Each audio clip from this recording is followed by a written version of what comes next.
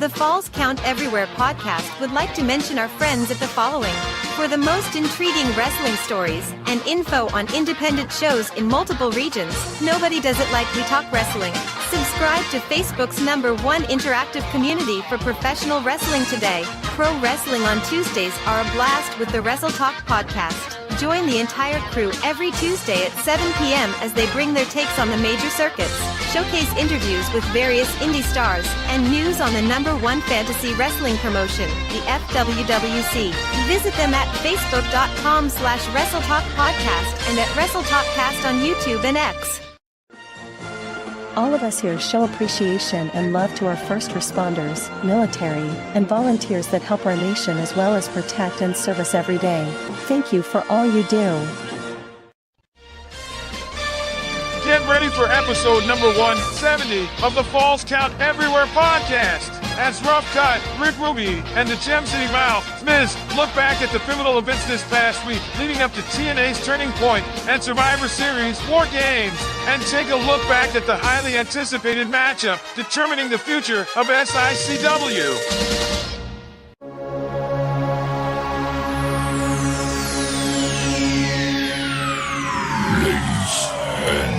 Gentlemen, may I have your attention, please? The show starts in 10, 9, 8, 7, 6, 5, 4, 3, 2, 1, go.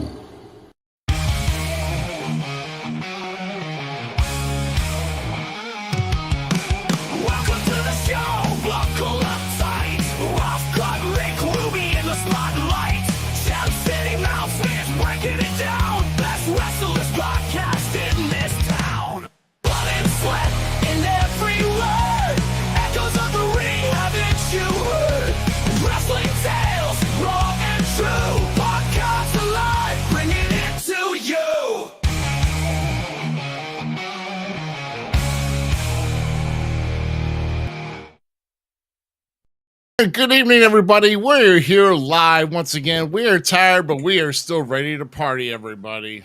Yeah, we're a little slow on the horn, too, but who cares? It's episode number 170 of the Falls Count Everywhere podcast. That is Falls Count Everywhere podcast, if I know how to pronunciate, instead of running everything together.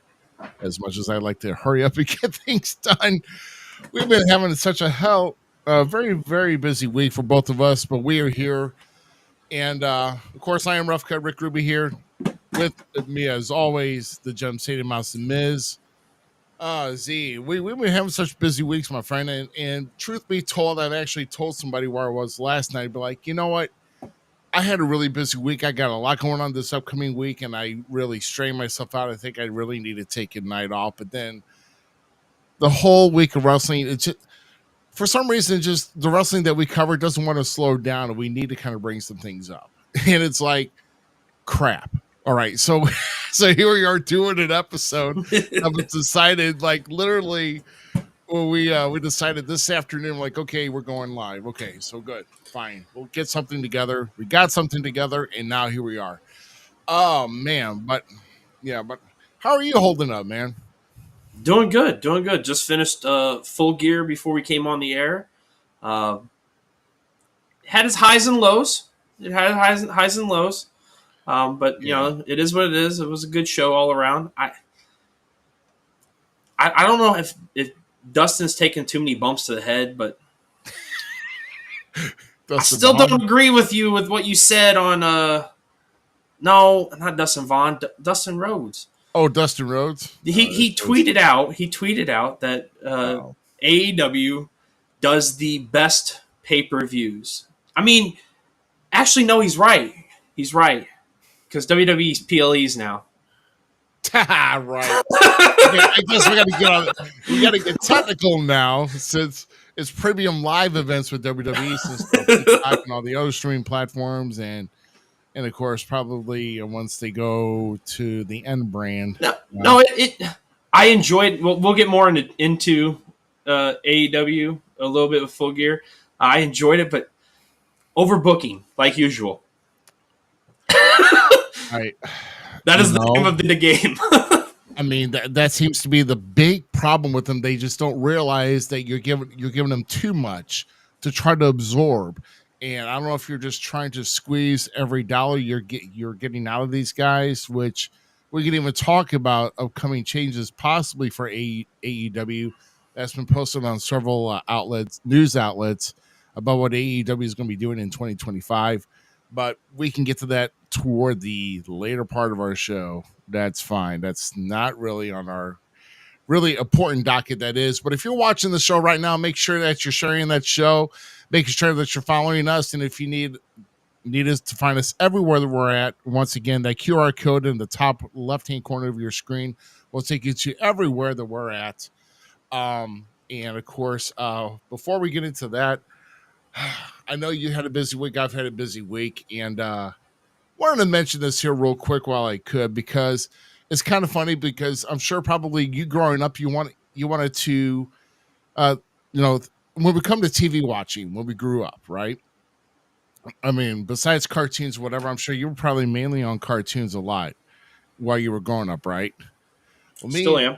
Yeah. Well, yeah, still are. But I guess kind of an instance with me too, but a lot that I like to watch when I was a kid growing up, and even to today, if I can go back to it, is game shows from the 80s. And that's what I was doing this week with one particular game show, because I couldn't find it to air anywhere on the free airing TV stations like Buzzer or anything else of that nature, because probably Sony has got copyrights where they don't want to release their talents that they've got pride into it, and they want so much money out of it to broadcast it. So I was watching Scramble with Chuck Woolery, and then of course he also did Love Connection, which is also kind of amusing too. And those were pretty good runs for game shows.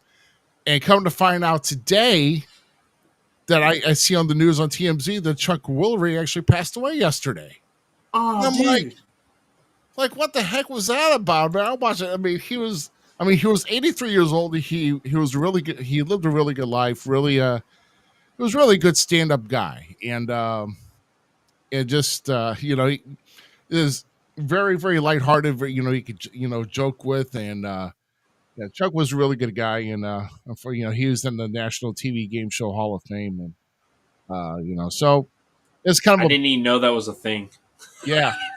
I didn't know either. I'm sure Bob Barker's there, and I'm sure the more you learn. There. Alex Trebek's probably there, but so you've been watching old game shows, and I've been watching Alf.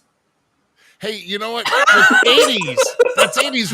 We've been going back to the 80s for our stuff, man. I'm telling you, the 80s was probably one of the better decades around when it comes to entertainment. And but no, I was kind of saddened to hear, but when you're 83 years old, you lived a good life. And so God bless the Woolery family and and their transition there. And but we will move on to one of the things you will find when you scan that QR code is this right here. Now, like I said, I was in Cedar Hill last week, and you missed out on the Falls Count Everywhere t-shirt to get it right there. You wouldn't have to worry about any type of shipping or anything, but you still can get our shirts, guys. And once again, this helps out our cause to help what we do. And once again, that's from Terry Rush Russell, our good friend at thewokebrand.com, and that's WHOAQ.com. And has he recovered from his birthday celebration yet? He did, and I got some. So when we get to talking about some of the stuff that happened on SmackDown, Terry and I had a nice little back and forth conversation about some potential things that he would like to see. So I don't know. I might have to go to his books because he brings up some good points. Yeah. Well, I'll tell you. Yeah, because we'll get to SmackDown. Unfortunately, we'll get it toward the later part of our show. Like I said, it's kind of weird how we're going to mix everything in here tonight. And but before we get into the major brands, I want to address what happened and what went down last night. This has been one of the most talked about matches that went down in Belleville last night at the Belle Clare Fairgrounds with Devastation Incorporated and Team SICW. And for those who have not heard the news, well, here you go. So Team SICW defeats Devastation Incorporated. I'll tell you, I was watching that match, and of course, I was in action last night, and of course, but we're not going to talk about that. We want to talk mainly about. Yeah, we're not going to talk about that. So we're going to. But Team SICW did come away with the victory. There was a major celebration, but I will say Gary did take a lot of the beatings, though. That Haku and the Barbarian. He's a train, man. He just keeps on ticking. Yeah, I mean, any other normal man between what Haku and Barbarian had to dish out and Attila Khan, man. Well, let me just say, yeah, Gary had to fight, tooth and nail just to kick out on some of the stuff, and you would have thought that he was down for the count, but I think he took an extra sip from the vampire fountain earlier that day, so he could. On We Talk Wrestling, I found a photo. Okay, there was a recent photo of Haku and Barbarian together. Yeah. Right? And it was on another fan site group, and I brought it over to We Talk Wrestling because they said something about like the Young Bucks would take these two guys to the woods. Said, man, what are you talking about? Haku and them were trying to get the company from SICW, but thanks to Ron Powers and Gary Jackson, they still got it done. I told Herb that they would still get it done. It was funny. I was hoping to get more of a reaction on Herb because it was a big joke, but yeah. And apparently, we're going to be having a Disney rehash of "Let It Go." It's last week.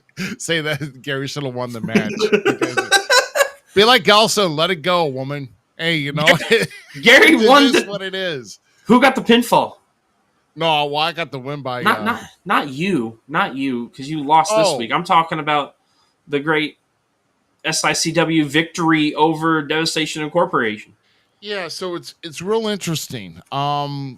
So amazing that the guy in the middle here is Ron Powers. That's the guy who told you to not get involved in the business. Yeah. For me. Almost a 9-year absence from the ring, and he comes in and just hauls off. Well, first off, I'm watching the match, and I only got like a little, I'm like looking for like one of the peepholes I can only see right in the ring, and I'm only seeing the guys in the ring, and it's like 2 minutes into the match, and I'm hearing a whop of a chair. I'm like, who the hell's swinging chairs? And I go and look into another hole, and here's Ron Powers with a chair in his hand. I'm like, oh crap, it's gotten out of hand already. So, but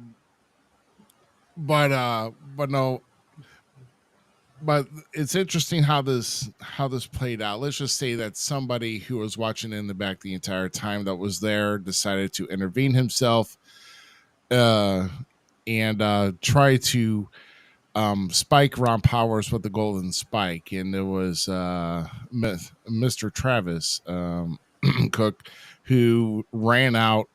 And when Ron Powers he had the advantage on Attila Khan for a while, but then Attila held Ron, and Travis just took too long with the golden spike, and he went to punch Ron with it, and Ron moved and caught Attila to make him bleed even more. And it's something about these days. Gunther's done it; he's brought it back, but Ron got Attila in the sleeper. And that was it. Freaking Gary and Danny Boy were battling with Haku and the Barbarian on the outside through the crowd at this point by the time the match was over. So there was no saving of Attila. So Attila went out by the sleeper. And of course, the loss of blood doesn't help either. So wow. It is what it is. But once again, Team SICW wins. There were 3 big title matches last night. Let's just say that no titles changed hands. So Curtis Wilde and Billy McNeil are still the tag champs. Glenn Williams, still the Central States champ. And wouldn't you believe that Kowalski found a way to maneuver and manipulate with Lucky P and somehow pin the big Texan with the big Vader bomb last night? Of course. Texan got pinned last night.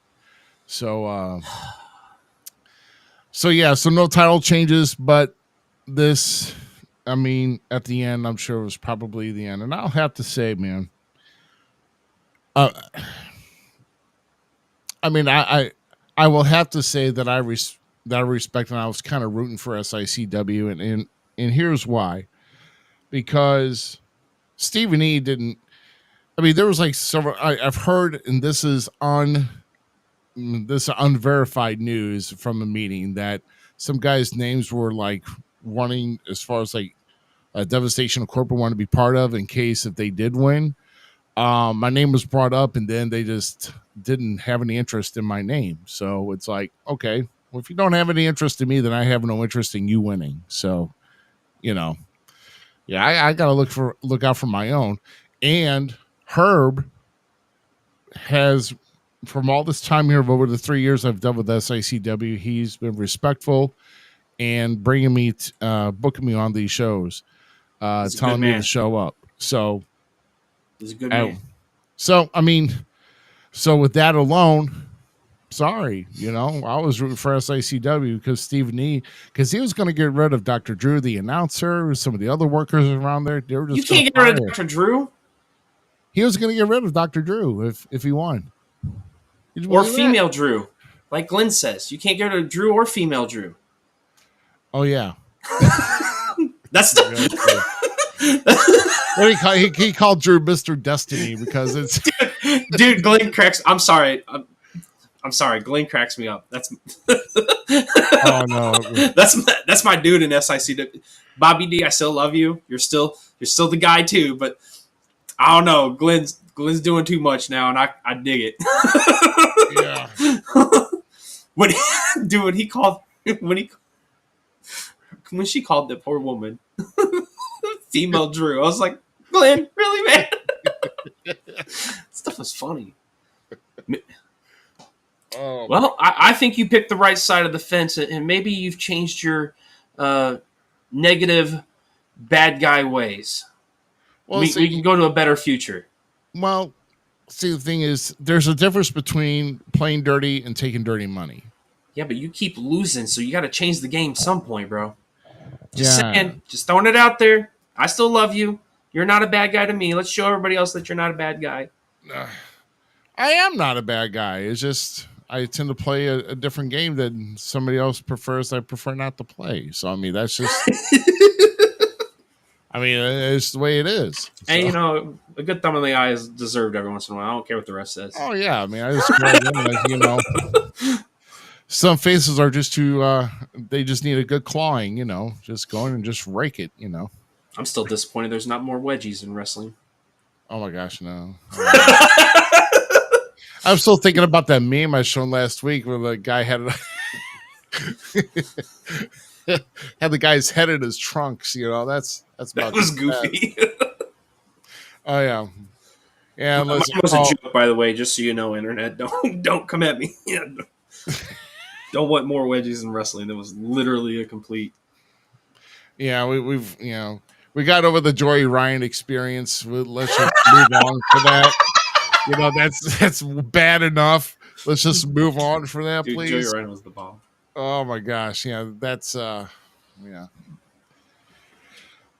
Yeah. Oh, I get flustered every time I think about that. But we're kind of we're going to kind of move things around with well, first of all, I was just going to put these up here, and we're going to move on to our next slide here.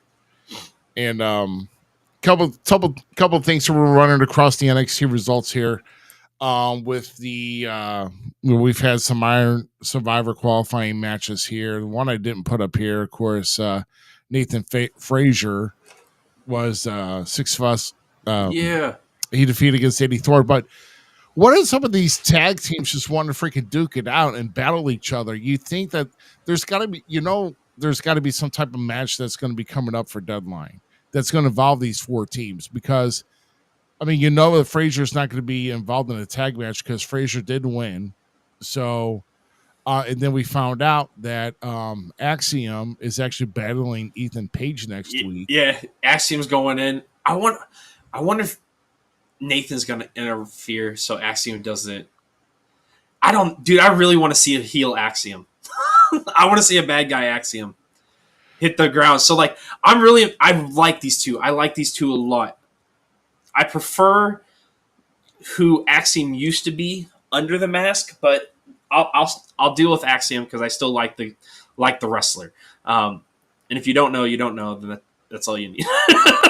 But I absolutely love Nathan Frazier, and I love this whole dynamic with these two of being like, because they look like they belong as a tag team, but they're the oddball tag team still. You know, they're the two different styles of people with being the same style of person. And it's just great to see this, like, Nathan Frazier's this chaotic energy, and then Axiom's supposed to be like the center, like, point. And I just love their tag team dynamics.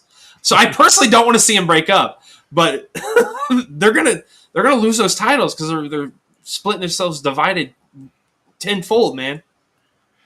Yeah, I mean, it seems like we're getting tag teams are starting to squabble with each other toward the end of the year in WWE. You know, we got these guys, and we got the New Day, and we'll get into later about Bianca and Jade, but I don't think that's going to be an issue. I'm so happy to see tag teams flourishing at the level, because across the board, actually, I'm going to say this right now, across the board of all the different promotions that I watch. Yeah.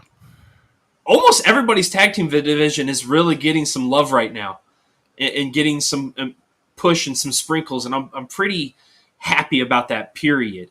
But WWE right now, they are full-born tag team pushes. I'm still kind of hoping that Finn and what's his name? JD McDonough lose the titles to the Terror Twins. Like, I kind of really hope that's what happens. That storyline needs to happen. I'm sorry. My brain is stuck on that now with that tag team division. Yeah. Well, but I'm going family or OTM. Just saying. Give me. Sorry, Hank and Tank. Yeah, I do love Hank and Tank. I don't see Hank and Tank. No, you can't. Don't say anything bad about Hank and Tank. No, I'm just saying I don't see them. If they have a fatal 4-way, like a deadline or whenever these guys are going to meet, because obviously all 4 teams are going to have to meet. So at the deadline, it's going to come down. I say elimination tag. Yeah, elimination. If they have an elimination tag, we're going to. Can we do all 8 men in the ring and eliminate one tag? That's too much for a referee. Yeah, dude, no, let's make it a freaking. I know, you don't like the chaos, but I'm cool with the gauntlet tag team or the elimination thing. It's made I have never seen a fatal. I've never seen a 4-way tornado tag, and that would be that's. But that's too much stuff then too. That's basically what I'm saying. Way too much. A fatal 4-way tag match, elimination style, and like as they break up, like. Yeah, it's just a 4-way dance. Just eliminate it. But don't have a tornado where all 8 guys are battling at the same time. That's way too much. It's been a cluster to this point. Let's just make it all go cluster all the way. Come on.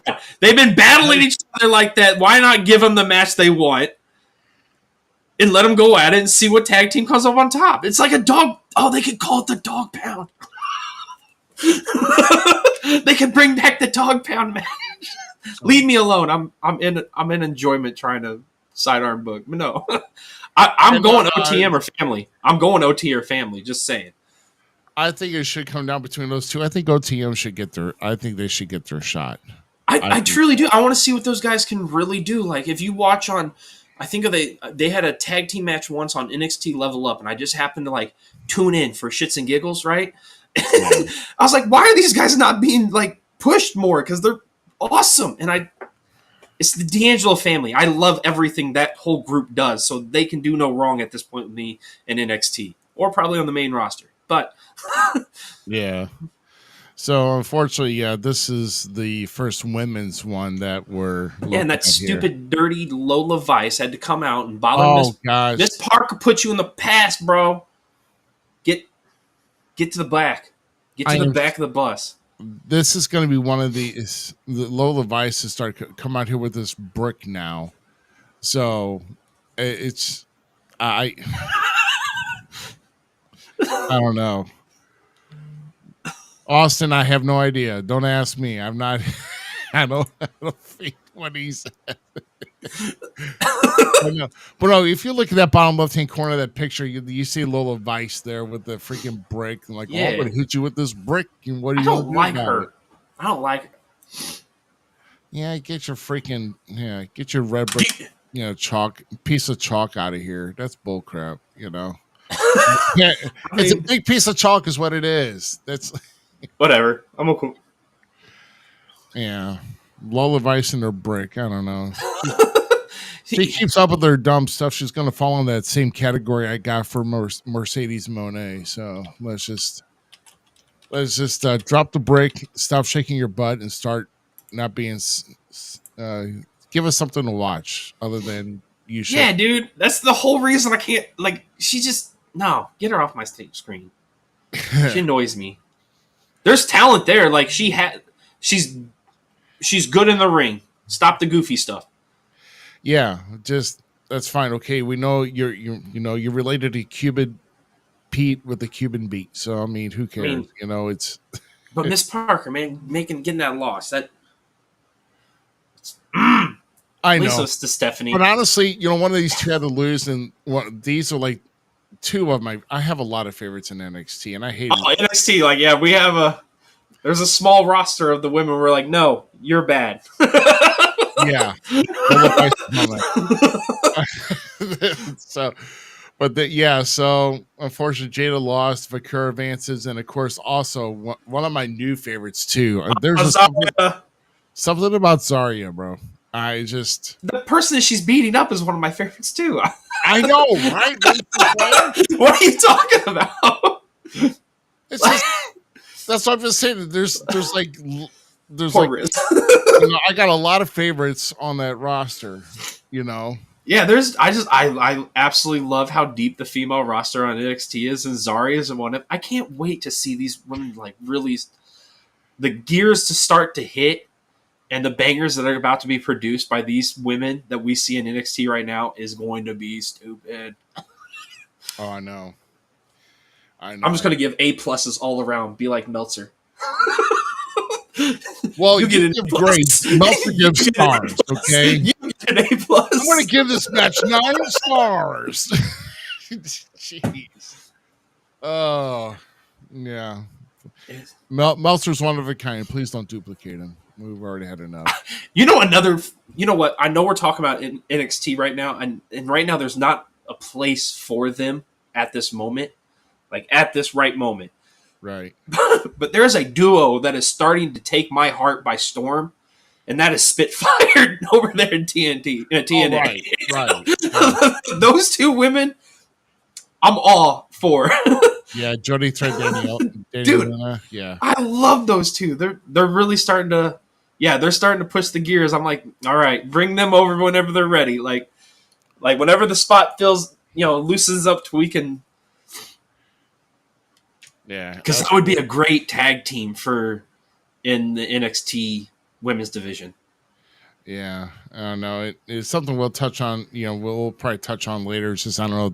We just got major events coming up, and the year's winding down. But not seeing too much NXT TNA cross referencing right now. Well, we'll just see. It'll probably pick up after Genesis, probably. I would think. Let them do their things. Let them do their things, and like I said that. Yeah, we'll see when the Rumble comes around. We had Grace show up again to help with that 10 on 10. So that 5 on 5. Sorry. Well, yeah. Well, yeah. That was the last time, but I think we've got our predictions of what's going to happen here eventually. I don't know, man. The Jordan Grace, sorry, man. Oh my gosh, yeah. I want to say they touched before, but I'm not for sure. So we had Tony D'Angelo beat up Brooks Jensen, which Brooks Jensen looked really good though in that match. It was really, really awesome. It's one of my faves. I love Brooks, and they got him with Pierce right now. Yeah, like so. Oh, you mean Sean Spears, right? Yeah, Spears. Yeah, like they got him with Spears right now. God dang it! Why, Sean Spears? Right now, and I'm enjoying that like duo of the mentor-esque character. I don't know. I like Sean Spears, so yeah, I like that too. And eventually, of course, Sean did attack him after the match, and so eventually, so apparently, we're getting Tony D'Angelo and Sean Spears next week for the North American Championship. Correct. So that's another one. That's another good reason to tune in for Tuesday night as well. We do have to. This is probably going to be one of the most disappointing ones I'm going to have to probably bring up here, guys. So this sucks. Dirty Rich Holland.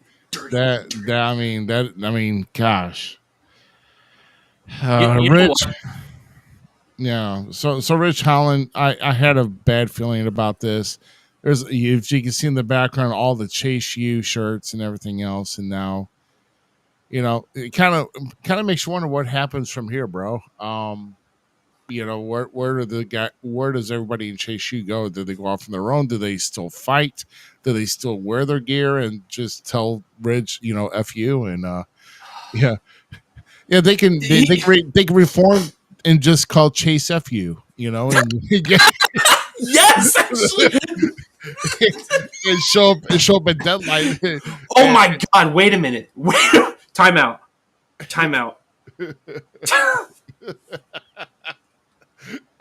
I got one of the greatest comedy bit gimmicks we could do.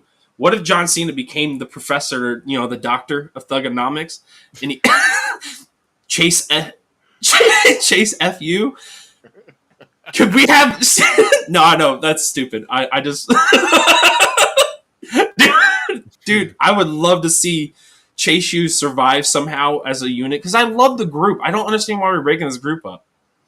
I understand that maybe the college gimmick thing went away, but like the group itself as a whole is still very valuable in my opinion as a whole unit. Like all four people in the group are amazing together.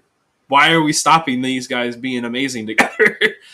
But if it's time, it's time. Let's see what they do. But dude, I'm down with Chase FU. and if we could get the Dr. to come back to do a class, oh my God. Oh my gosh, that'd be something else. Dude, they could have R-Truth back in the back of the classroom. Like, I'm always here for Dr. Thugonomics class. Bro! Because it's his favorite wrestler. Come on! This stuff, great comedy stuff right there. No, I want it to happen now. Yeah, R-Truth talking about CON conspiracy theories. So, but no, honest to God, no lie, I'm disappointed to see Chase U go. I've become a big fan of both Chase because when he was in, I think it was NXT UK, he wrote it as another wrestler. I can't remember the name he had there. It was different than Chase U. But he was goofy. I didn't like him. I didn't like him all. And same with Duke Hudson. I didn't like Duke Hudson at first. But like them as a unit were cool. And then we got Riley. Yeah, Riley Osborne. Yeah, he broke out. He won the breakout tournament, right? And he broke out. Yeah, so like there was a lot of good things about Chase U. I don't know why we're killing it. I still think we could have had, Duke Hudson under Chase's tutelage go for the Heritage Cup and be a valuable person in the Heritage Cup area with the Chase U gimmick and being the MVP. It's a bigger trophy for him. Come on, like the stuff wrote itself.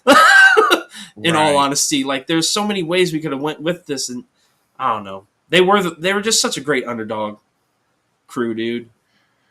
Yeah, they were, and who knows? It's Mr. Simmons, congratulations, sir. We've already talked about it, but there it is. There it is. Wanted to show her SICW right where it belongs, in Mr. Herb Simmons' family's hands. Yeah. So, and I'll just let Herb know. Like I said, Herb, even though I play a little dirty and all that, I kind of happy that you did. No, we're ecstatic because Ruby's turning over a new leaf because he's gonna be a better him. Besides the eye poke here and there, maybe a grind across. I mean, I do have a short fuse. I speak my mind, and then people don't like it. Is something I don't like, I'm just going to gouge your eye or make you choke. Something happens. But no, I was just saying that Herb has given me the respect over these past 3 years to want to book me onto his shows. And Stephen E didn't really care much for much of the SICW talent. I don't think so. I don't think I was even an afterthought with Stephen E if he would have won. So it's like, I was probably going to be gone anyway if Stephen E won. So all I'm saying, but the thing is, now we don't have to think about that because now we know who won. So, but yeah, so no, I'm pretty happy about that. So at least I don't have to worry too much about what's going to happen. So how about, we're going to get into, first off, let's kind of go into, we'll talk, we're going to actually jump right over to TNA. We're going to talk to TNA first, and then we're going to also kind of talk more about Turning Point that's coming up Friday. Big weekend coming up with that. So, oh, nice. Okay, perfect. Hey, if you saw the last comment there, Z, one of our favorites is making a return. It was the same guest that we debuted the Edge of Allegiance. So I mean, I'll never forget that. Yes, we did. Oh, we did. I forgot about that. Yeah, that's right. Yeah, we debuted the Edge of Allegiance for the. So I mean, there's a lot going on January. We thank you, Mr. Herb Simmons, and I'm proud to say that the company stays with you guys. I'm so happy to see that and see where now we can go and maybe not Bobby D. Yeah, no, actually, can we get Bobby D a world title chance? Yeah, he can take out Kowalski. He knows how. And there were some shenanigans that went with that last night. And as far as there was, there was not a decisive decisions in the two. Yeah, Texan got screwed like usual. Come on. Well, we're talking about Bobby D, but Bobby. Oh no, I want him to go for the world title. Like, let's go to the next step. Yeah, let's go to the next step. He probably likes, it's the Central States belt's a nice belt, so I didn't say it was. God dang. I know your sidearm booking. My bad. I don't want to stomp on your dreams either. You know what I mean? Yeah, don't stomp on my dream. I want to book wrestling stories. Right. That's what I want to do in this business. Stop killing my dream. I want to learn from the great brains, man. Oh man, but not. Yeah, so not too much leading up to this past Thursday, other than the. Well, I mean, I guess we're. Let's just go. I'm going to go ahead and make sure we got our slides ready for the next one, because we'll just jump right into it. I'm trying to get the results because I can't remember off the top of my head because I have poor memory. Oh no! Well, the results are going across the screen right now. So, it's too fast. It's too fast. Can we wait a minute? Okay, I do remember one of the things. Can we thank Miss Slamovich for putting Ashley Edwards down? Yeah, in a way. Thank you. Yeah. Because I don't know if we had I skipped over the part that she asked us if we want to know something because I really didn't care. I'm like, just wrestle. Do you want to? I kind of like it. Like, in all honesty, she is talented, so I can't poop on her in the ring. Her voice irritates me, so it's a perfect bad guy nagging chick. So like, I'm down with it. Like, keep doing you. She's not as bad as her husband. She's definitely the talent of the family. Oh man. No, I said it. I'm not. Eddie Edwards could kick my butt, probably. I'm not gonna lie. Yeah. And he's probably a great dude. Yeah. So, yes, like Masha took care of. So this pretty much set up. So we know that Jordan Grace is going to be facing Masha at Turning Point, and then of course we got Ash by Elegance with the help of Heather by Elegance to defeat Jody Threat. Danny and Luna got there too late. Jody Threat is my favorite TNA woman right now. Defeating Rhino, and then of course Rhino still spears Kaz at the end of the match. So good on you, Rhino. Good on you. Yeah. Savannah Evans still making a strong return. Can I say this too about TNA? I have one major issue. By all means. And Austin said we should do a grind your gears segment. This is my grind the gear segment about TNA. Okay, why in the heck did they do a promo during commercial break? Oh, thank you. I was like, that was me. For one, you got one of my favorite wrestlers of yours in the ring currently. Is he still going by Santana? Right? Yeah, Mike Santana. Yeah, Mike. That's right. So you have one of my favorites in the ring in your roster. Cutting the mic, and then it goes to commercial break, and then you have picture no less. Picture, and then you have finally peaking Frankie Kazarian coming out to doing a promo, and I'm like, what are these two saying? I'm so disappointed. Like in the moment, I'm like, for what? You might be being funny and cool and like having a good promo, and I'm like sitting here like, what is he saying? So at that point, do you blame Access TV or do you blame the guys on the production truck for TNA? I'm going to say communication just all around. I'm not blaming this on 100% TNA. Yeah. You have to go to the provider at some point and be like, bruh, seriously? Like, you're getting the same feeds that we are. Yeah, I saw that too. I was like, what the hell is going on here, man? No, but I was like, that I'd never seen that before.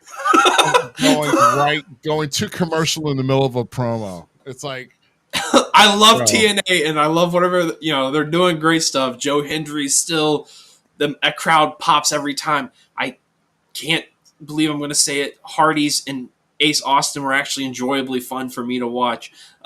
Like, they're still doing great things there. Like, so don't do that again, please. Oh, yeah. Yeah, keep the lines of communication open. If you know when someone's like talking in the ring, it's not a public service announcement for the crowd, okay? It's actually a wrestler, a worker coming out to do entertaining things, and don't cut the guy off. It's about as bad as just cutting somebody's mic in the middle of a speech, It's like, nope, thank you. Sorry.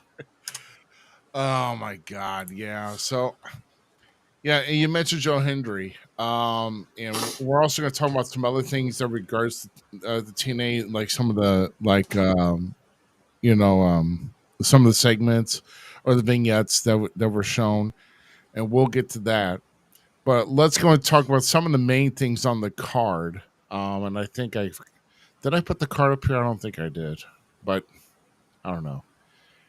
No, I did not, but forget it. We'll talk about some of the main matches here. Let's see. Some of the matches we have not. Well, of course, Frankie Kazarian is going to be facing off against Mike Santana.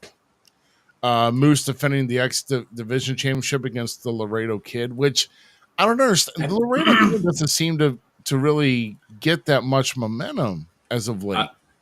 Well, let's see what happens. Oh, I do have the matchups. I just haven't put them up here. Okay, hold on. Let me go ahead and I'll have to fix some things. Laredo Kid, I do enjoy him. And he's been highlighted a few times in some I think he was in the X Division match, wasn't he? He was in the Ultimate X match? I'm sure, yeah. But, recently happened? But there's how many losers in the X Division, like the Ultimate X match?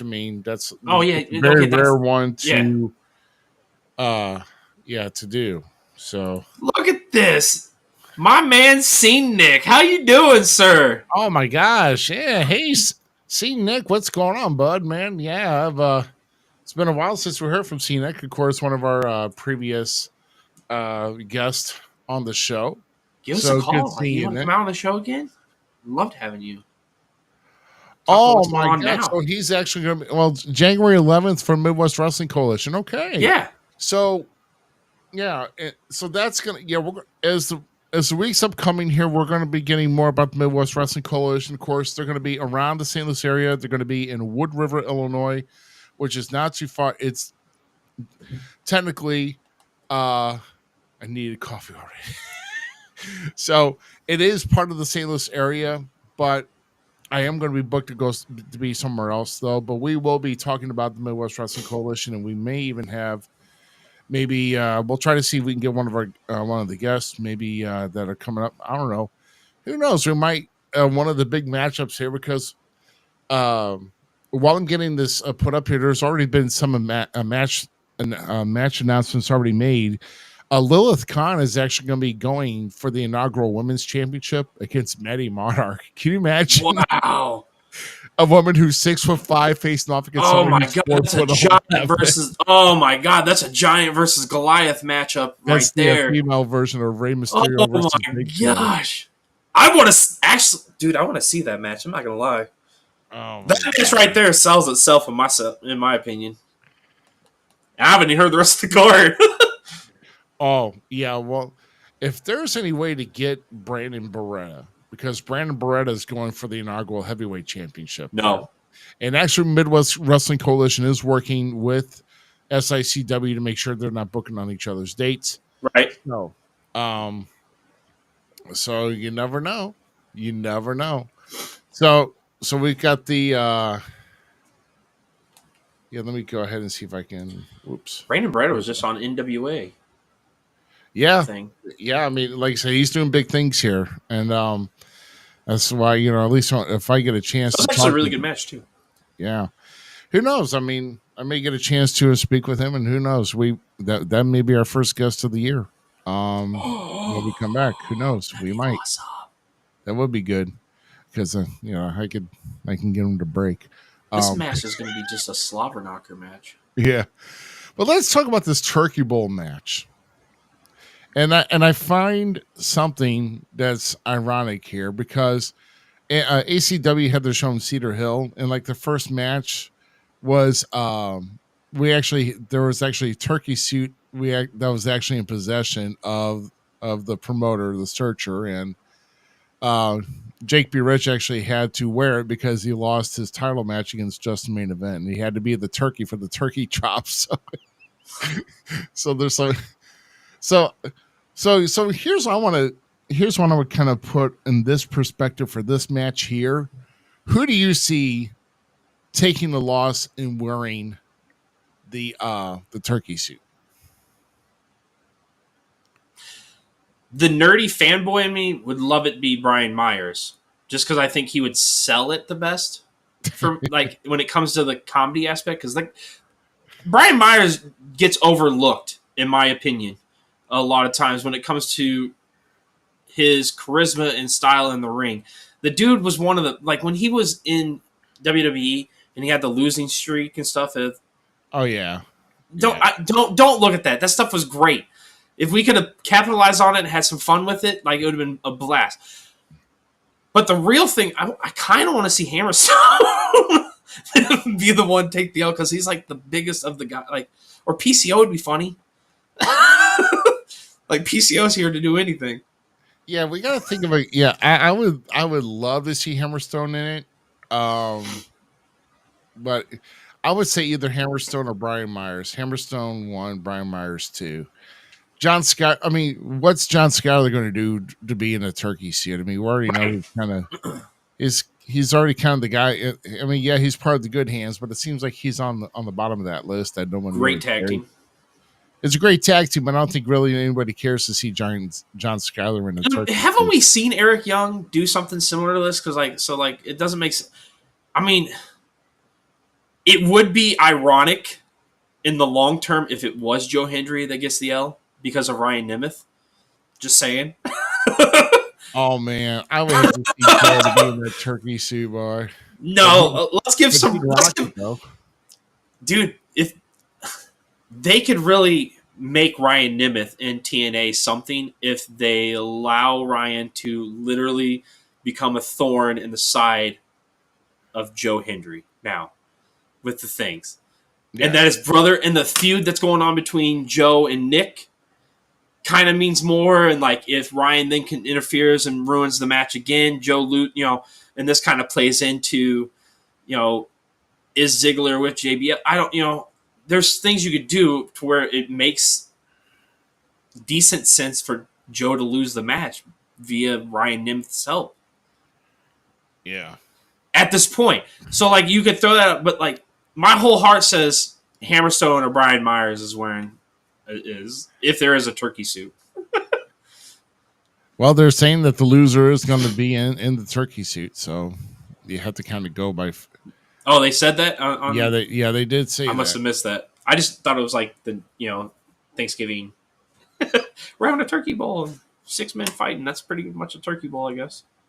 Well, I don't know. I mean, but what does the winner get? Does he get just like number one contender? I think so, if I'm not mistaken. And whoever gets pinned gets to wear a turkey suit and be shamed. Okay, got it. Makes sense. Okay. Let's see. Typical wrestling, man. Here's one. Now, here's what I wanted to talk about. Awesome. Did you see the vignette from this past Impact with him and with Steve Macklin and Eric Young? That was really good. As far as the walk home thing, or he's. Yeah, like like he's just tuning in. You see like these flashbacks and everything else, and with him in his like soldier uniform and him, all of that. I would say that for TNA production, that was actually that was really good, really good.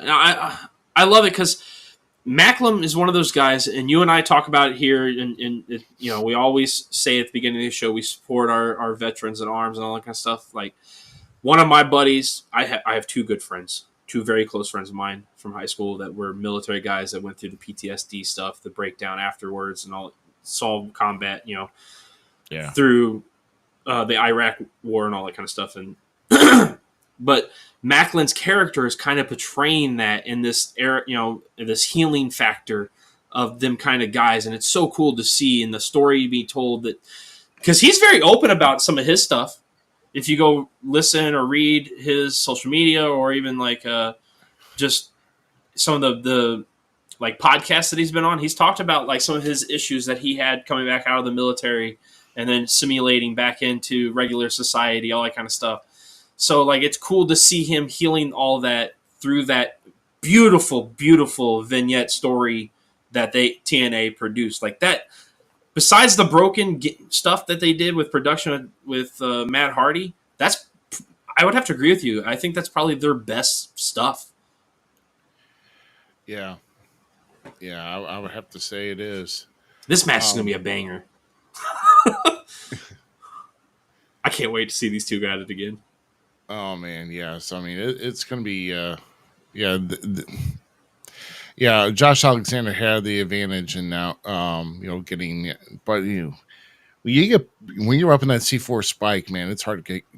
Rarely, I don't think has there maybe been like one person that's kicked out of it. That was Joe Hendry, right? Joe Hendry kicked out of it. Yeah, I think he's been the only one.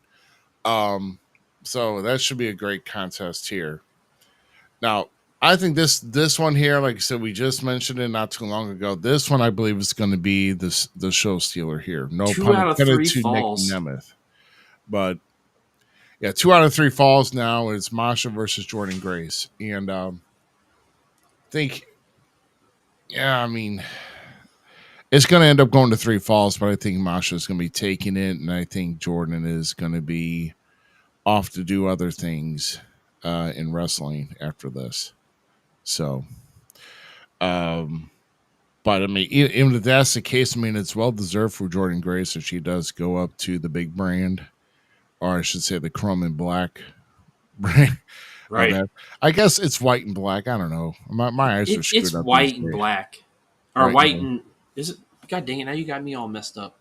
I don't know. I like calling it different names just to screw with people. So it's whatever the case may be.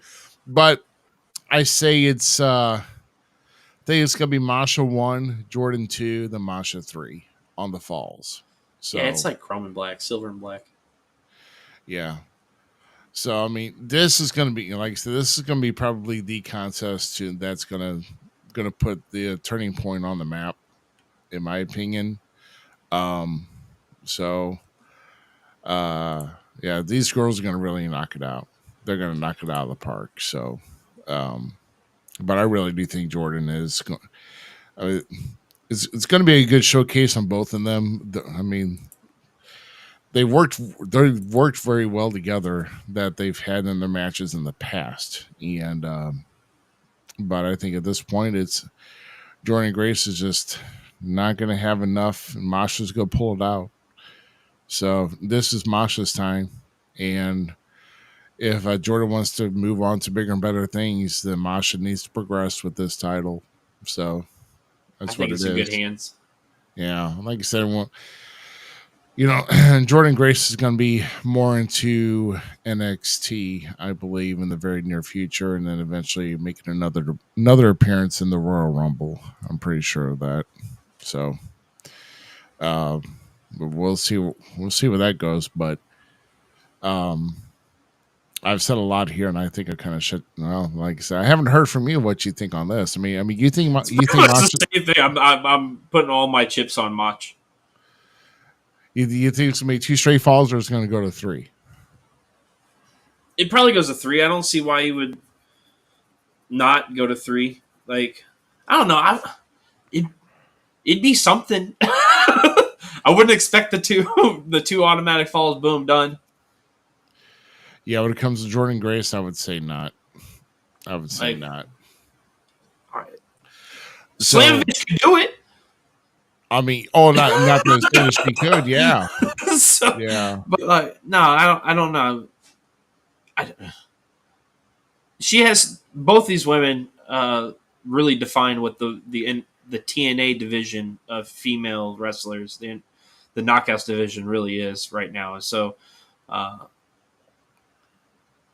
for me, it's one of those bittersweet things. Like, I hope it's true. The rumors, that are swirling that, Jordan Grace is getting ready to go to NXT and stuff and make that next jump. But this is one of those times where you're like, I don't know if I really want you to yet, So I'm in that ballpark right now with it.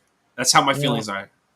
I mean, the Knockouts division is still going to be pretty decent, I believe, even if Jordan Grace does a lot with WWE. And like I said, they'll still have as far as I know, they still have the open working agreement. Right, yeah. So if we saw more of the NXT women go to TNA, because I think that's where the money is right now with specifically NXT is the female demographic there. If we saw more of the NXT women kind of step down and start being more of that, I wouldn't say bridge, but TNA only has like a handful of women that are worth much in my eyes. Like, there's you know what I'm saying? I'm trying to be respectful because like everybody works their ass off, and I don't want to disrespect these people because even the people I don't like, kudos, man. I sit in a basement talking about it, so I couldn't do it. I would never make it. Yeah, but one thing that flow would be there. You know what I'm saying? That flow of like character development, building people's, and maybe I could change my factor about Ash by Elegance. Maybe it finally clicks, and I'm like, there it is. There's the spark. There's what we've been looking for years. Yeah. Yeah. Well, I mean, like I said, it's even with these women here, I still say this is probably going to be the main event. I'll even dare that. It should be. It really should be 100%. Oh, tenfold. I agree. It should be 100%. If WrestleMania put a women's triple threat in the main event when it was still on one night, there should be no reason why this shouldn't. So These two women deserve it, 100%. I agree with that Absolutely. statement. I think this should be the main event, and this should be the semi right here. Agreed. No disrespect to Nick Nemeth, and I like what he's doing. Obviously, I mean, All the disrespect to Eddie. No, I'm just kidding.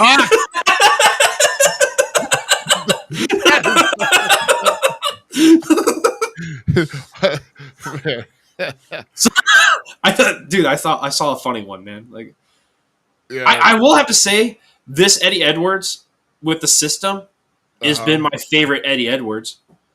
yeah. So there, I said something nice. But I love Nick Nemeth. To answer Austin's Cage, it's both. What? So, is he just older? Does he look like hell? The guy's 57 years old. He feels like hell. Yeah, dude, he's more baller than any of us. Oh yeah, no. PCO can keep wrestling until the PCO can keep wrestling. He's a zombie, bro. Yeah, I know. No, but The Mountie came back to life. I mean, he makes everything look good. I mean, he's got good crisp work inside the ring. So Wouldn't that be something? I mean, there's nothing wrong with his PCO work made at back all. to WWE. Oh Lord, no, I don't think we're gonna go that far. So it would be crazy. yeah, it would be. It would be. No, those are the those. So like I said, it's the turkey match, the no DQ match. Kaz versus Mike Santana. Then, of course, we got Moose defending the X Division title against the Laredo Kid. That should be a good match, dude.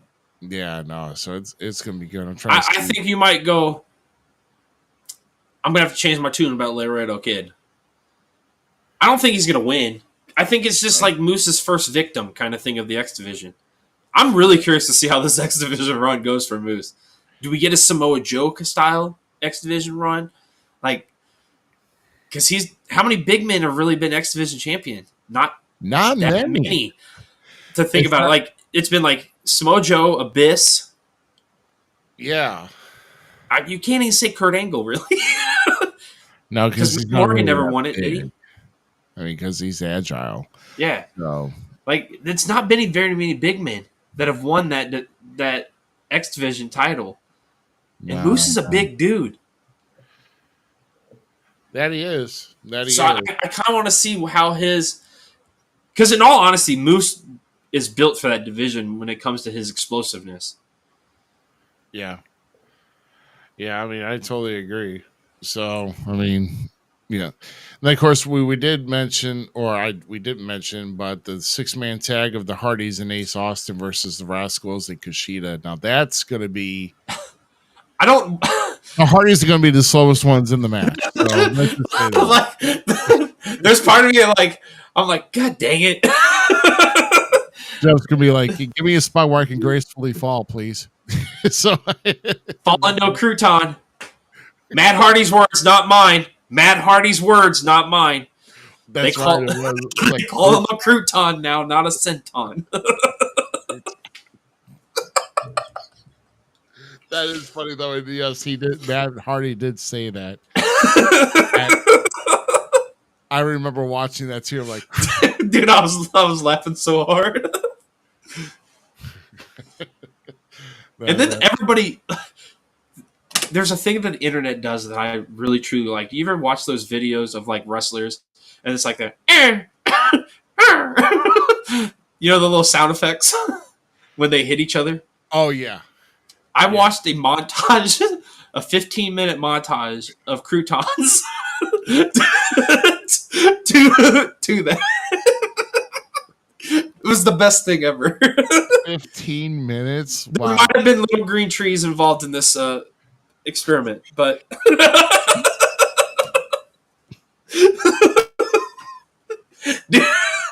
Dude, I was laughing so hard. Wow. Wow. So that's anytime like anyone goes up now for a senton, and it's literally a senton because I heard it with Kevin Owens the other day when I was watching a match and he did the senton. All I hear is that's now for the internet to have. I'll find that video and I'll post that 15-minute crouton video. If you find it, post it on We Talk Wrestling. Let the whole world see it. Yeah. 100%. I mean, you can tag me in it, but put it to We Talk Wrestling. It's You'll get bored of it and fast forward it, but like, dude, it was funny. I'm sure if there's a little inebriation involved, I'm sure it's pretty hysterical. So, hello, Robert. Thank you. I couldn't remember if Bobby was an X Division champion. You're Robert. You're right, sir. Yep, yeah, that's right. He was X Division champ. So I forgot all about that. Oh, Bobby Lashley. Him and Swerve's match was awesome, actually. Yeah. Oh yeah, that was last night. Yeah, one of the highlights from Full Gear too. We'll get 100%. Yeah. We'll get into that here at the end. I mean, like I said, there's reasons why, there's a lot more interesting things. I'm sorry, at least in my opinion. And I don't know, where we're talking about critiquing and some things and how things are going to be played out, and but just let's just say God bless some of our guys that we grew up with that are still into journalism for wrestling today. And my we were just listening to one. If I could take a slogan or motto from a certain beer producer, know when to say when. So that's that's all I'm gonna say, bro. I still question that. Say. Like, it is. Once again, this is across the board. This isn't just WWE, in my opinion. Yeah, is a women's promo, and if you know this. I'm not saying names because I don't want to call anyone out and everything. They can live in their own thing. I'm just making my opinion to this. And I know some people are like, oh, then I can't go and look and make my opinion. That's fine. You can go figure it out. Look, if you listen to podcasts, you'll understand. So this gentleman, enjoy this guy too. I love this guy's points of view. Yeah, he's great. This gentleman says that women's wrestling promos are garbage on the main roster, specifically speaking of WWE. There's some that I'm going to 100% agree with, but women's dialogue is much different than men's dialogue when it comes to how things come off due to tone of voice, plain and simple. Right. So, like, what works for men isn't going to work for women, and I really think the women's division is doing very well. Like I said, once again, across the board, I'm talking AEW, TNA. Across the board, I think women's are doing pretty damn good with the promo skills. And NXT women are definitely killing it down there. Like, they've gotten way better with their skills. And so I just question some of the journalists out there. Are your fingertips still actually on the heartbeat? Because as a fan, and I would like to call myself a journalist because I sit there and study each and every thing that I can when it comes to wrestling, would like to say that they are doing, actually they're damn well, in my opinion, across the board. And like I said, Liv Morgan, I don't think she's the best on the mic. No, but at the same time, she's pretty darn good for the character she's playing right now. Right. Like, I'd rather listen to her than Melina. Oh, yeah. Eminem. Melina, you know what I'm saying? Like, yeah, no one wanted to hear her on the mic, and we had to listen to her all the time. So, it is what it is. The evolution is there, and I'm very proud to be a part of it and watching it and getting to put my critiques to it. But I think the women right now in wrestling are killing it. And some people are like, oh, it's because no, they're killing it. They're literally bringing the boom. Not like, what's his name from 0 Hour. Yeah, no, I think he actually won, but I don't really care.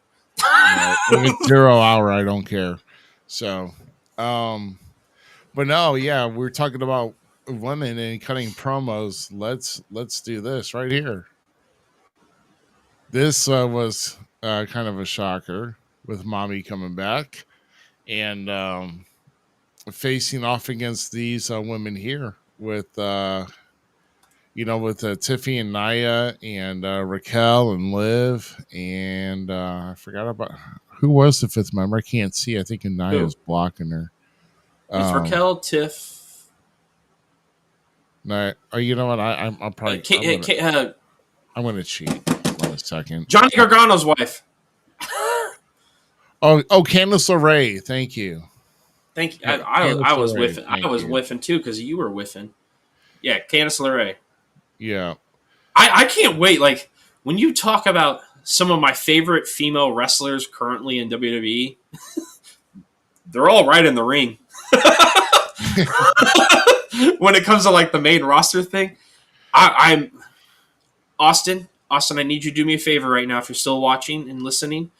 Cover your earmuffs, Austin. Are we good? Okay, I gave you a few seconds. I'm thoroughly enjoying myself with Nia Jax. Coming, so Nia Jax, Nia Jax in this title reign as the heel, like I'm here for it, bro. Nia, Tiff, and then now Candice LeRae. Candice has always been one of those women that's been like hit and miss for me. We brought up another one of her tag team partners that I thoroughly loved her with when she was on the Indies with, and that was Joey Ryan and her as a tag team. Oh my God, that stuff was genuinely some of the best stuff on the indie scene at that time. So she has the ability and the charisma to do something great. Putting her with Tiffany, spot on as them like being the one-upsman to Nia, the queen, and who's going to turn on her first? That's my real question. Does Candice really think she's going to be able to tower over that monster Goliath of Nia Jax? Honey, come on. But I'm enjoying what they're doing right now. And plus, Raquel's back on screen, which is a big plus to me as Shawn Michaels Liv's Raquel. Yes, that was done on purpose because that's all to remind me of right now. But I'm here for it. And who doesn't love mommy? Come on. I'm curious about what happened on SmackDown. Are we talking about that now with these guys, or are we going to wait? Well, before we move much into SmackDown, though, let's kind of just recap here on what's happened really with, as far as like any type of notable matches here. Really, the Intercontinental Championship where the Ludwig Kaiser basically is ruined it. Yeah, it ruined it because Gunther pretty much got under his skin, telling him, what are you going to do? How are you going to insert yourself? You don't need me. Basically, what happened here is whenever Damian Priest confronted Gunther, and then Ludwig started speaking for him, and Gunther got a little bit upset. I could tell he got a little bit upset, and and basically Gunther just called out Ludwig and was like, hey, what are you going to do? You don't need, I don't need you to speak for me. You need to speak for yourself. He was like, okay, well, I'm going to go get a prize then. So basically ruined Braun Breaker and Sheamus's match. And so who knows where this is going to go. In all honesty, with how they've made the U.S. title, as much as I'm disappointed that match was that way, because that match was going so well with Breaker and Sheamus. with the IC title, it was going so good. For them to stop it was like they just took it away. But now thinking about it from what you just said, it makes me excited to see where they go with it. Because think of Kaiser and Gunther as dual champions. Not dual champions, but champions together as a unit. Yeah. Dude, those two could really run. It could almost be like how cool it was when Evolution had them all, in some sense. Yeah, right. Because that time, dude, I hated Evolution, even though I was an Orton fan. But at that time of wrestling, I wanted some new faces to see and stuff. So to see those guys, but this could be that with these two guys in a different scenario, and I really would see. I'm all for Kaiser winning gold. Actually, now that I think about it. At first, I was like, man, stop doing this kind of stuff. Breaker's... I don't know. I guess it's just because how the booking was with Breaker, where he lost the title to Jay and then now get it back. It just feels like a little stop-step stereotype, but maybe that's part of the course, Be patient, wait for the stories to play out kind of thing. Right. Yeah. I mean, well, yeah, we're gonna see where all of this goes. As far as does he get it? Is he going to be put into the title picture? I mean, only time will tell if he's going to get a shot.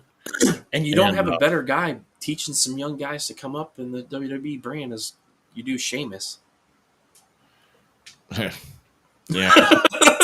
yeah, Like a man that knows TV better than most.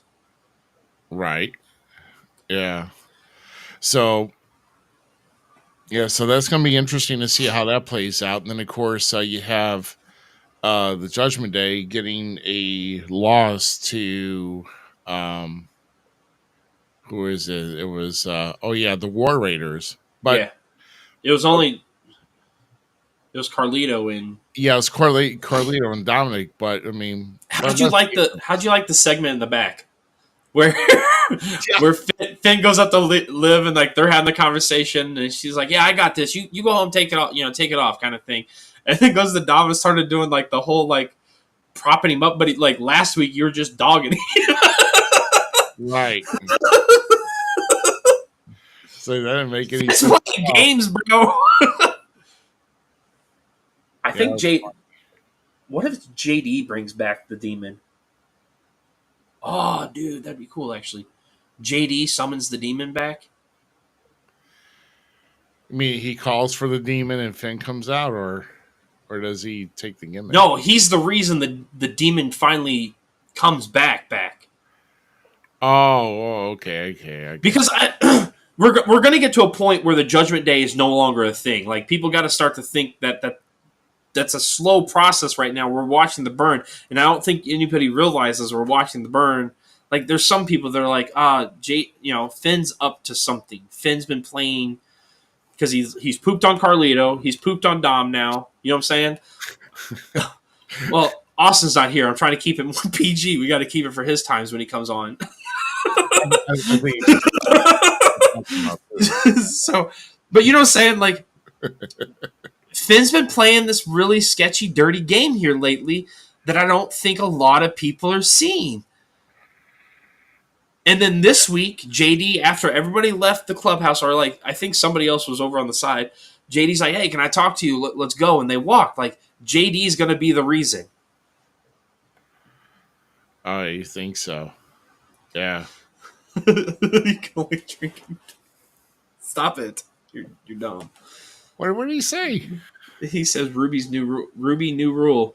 You can only drink in between segments. Oh yeah, well, sorry, I hiccuped. Well, then in that case, yeah, let me just turn off my camera and just do whatever I want. I mean, I ain't got time for that. I'll drink. I guess he probably saw me almost do a spit take, whatever. So, but yeah, I'm calling JD's gonna be the reason that the Judgment Day finally implodes. It's gonna be JD. Yeah. And then, of course, we have with Bronson and Seth, and of course, Bronson getting the victory and beating Seth because of Solo, right? Wasn't it Solo? It had to do with the bloodline helped them. Solo went, so the new bloodline came out, and then it was the Usos and Sammy that were there. So and then they all brought to the back, and then they continued the match. And Solo came back and helped. If not mistaken, correct? Yeah, so Solo came back and helped Bronson. So, and then we'll talk more about what else is going on in the bloodline here when we get to our SmackDown segment, which is actually coming up here. But let's kind of talk about. So we see this picture here, right? Well, there's somebody in the red. Actually, this was on SmackDown, so we're hearing reports. At least I've seen a report that Jade Cargill is going to be out legitimately due to an injury, and this is why we're looking into a replacement for Jade.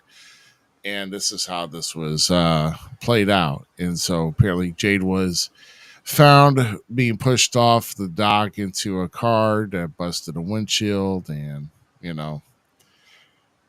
busted a windshield with her head, but not her. Well, she got busted pretty good in her face too. So Yeah, got a little scratch there. yeah, just a little scratch. So makes you wonder, who do you think could have done it? Could have Well, been. Adam Pierce posted a video questioning Nia Jax Right. about it. Right. And Nia Jax like, I had nothing to do with it. I was in the ring.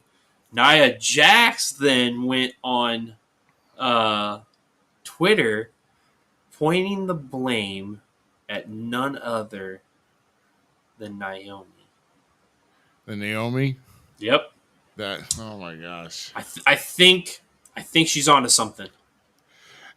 But then again, you're going to be putting bugs in No, she's right. some doubt. They're just trying to play doubt into their team. That's all. Yeah, because Team Liv is going to win. Unfortunately, I truly believe Liv's team's going to win this WarGames. Yeah. Teddy and them said that Mommy was going to win, but I'm saying that Liv and them are going to win. Right. Bailey also takes Jade's place. Calling it now. Right now. Yeah. Well, I mean, I don't see nothing wrong with it either, because I don't know who else they're going to pull at the last minute, and Bailey's already. You really think it was Bailey? No, I'm saying Bailey's going to be the one to. No, Robert's saying that Bailey's the one that attacked Jade. No, that's your. I mean, no, that wasn't it. Bailey. There's no reason to. There's no reason for Bailey to. Bailey's going to replace Jade, though. Yeah, but Bailey does join. It means that she'll be teamed with Io Sky, and then she'll be teamed with Bianca Belair. But Mommy. Wait. Mommy, Bianca, Io. Yeah, we just saw it. I just saw it anyway. Yeah, and I forgot already. Yeah, me too. I forgot who the. Yeah. So it's Io. Oh, Naomi. So it's Naomi. And Naomi, the one that really did it. I forgot about Naomi. How do you forget about that woman? She glows so bright. Naomi, Bianca, Rhea, Io, and Bailey. So those would be the 5. She did it. I kind of like the idea of her doing it, actually. Yeah. Because it plays more in, and I'm one of those people that I don't want to see Jade and Bianca split up right now either. And it could really go well into the storyline where Jade comes back because she's injured, and like she asked Naomi to take her tag team title for the time being and tag with Bianca. Instead of, giving over, that's what's going to happen. She's going to forfeit her title to Naomi. Naomi and Bianca are going to continue to be tag team champions. What? This is a comment. I didn't get that. Talk about this picture here. Yeah, that was me. Yeah. Turning in the garage with the tire iron. Yeah. Well, yeah, so that looks pretty rough. So Jade Cargill's out, and also, can we kind of go to something that involves with, we're coming up with the Women's U.S. Championship. Can I just say, it's one thing to have the exact replica for on a different color strap. We've already went over that, we know, but to just etch the word women's really, really small on this. So much with this title that upsets me with it. I mean that, bro. I mean, seriously. I mean, that's your ingenuity for a great inaugural championship ever of a women's U.S. title in WWE. Of course, there was one in NWA way long ago, but way back in the day. But to bring it to WWE, and this is the best that you can do. I mean, seriously. What headbutt are you talking about, Austin? Are you talking about Rhea's? Because that was perfect. Yeah, no, she can do that very well, man. That's Oh yeah. Rhea is a boss of that headbutt. and that Oracle But Bone yes, protective mask. That's I know we just deflected, but no, I 100% agree. I'm not like. I love that the women are getting this mid card title, as some would call it. yeah, But you're really starting to lean towards me. Like, why couldn't we done something different for the women? right. Why couldn't we not tweaked it up or changed it up or did something like make it special to them? Yeah, It's just I don't know. like one of the like the Valentine era of like the Intercontinental Championship on that green strap. It Who was just cares? like, Well, for one, I care about the title, Robert, because I really do hope Chelsea Green is the one to hold that title first and hold that title the longest. So until then, see your tush to the back. No, I'm just kidding, Rob. It's good to see you, by the way. we can go with Z's idea for like the what he said in the past. If Chelsea Green wins, then we can just get the remake of the Divas title. Just Oh my god, it would make me so happy, bro. Because you see, Divas US Championship. oh my god, bro. Please, Chelsea, breathe some life into this title. Oh my Would god! they do that right away? Like make a Cena US title for Chelsea, dude. Ruby. The Hot Mess Championship. I dislike you right now so much because I'm so for what you just said. I want the Divas US title. I want the damn butterfly in a flag form on that on that title now. Yeah, so we know that also when we came to the women here, they also had a tag match that involved the Tiffy and Candice to go against Bailey and Naomi, and that ended up getting thrown out because all the women involved in the match for the War Games kept coming out and interfering, and so that got thrown out. Isn't that when Jade got beat up? No, or was that later on? That was later on, wasn't it? This was airing during that triple threat qualifier for the Bianca. That's correct. That's correct. And that's when Bianca ran out, and Bianca wasn't even involved in the decision because she done left the ring side and go to the back. Well, so it was just Chelsea and Blair Davenport, and the right person won with the unprettier. Yep, 100%. So yeah. Oh, by the way, what's her name should not do the Chelsea Green. Honey, you can't do it like Samantha. See, and I want the best for people to be successful, but Alicia Taylor still is not grown to me as one of my favorite announcers. She's not bad when she's just doing the announcing. Oh no! Well, she can't impersonate anything, and yeah, but like, there's only like Howard Finkel comes to mind. What's the guy from WCW? David Penzer's a good one. Yeah, like David Penzer from Nitro.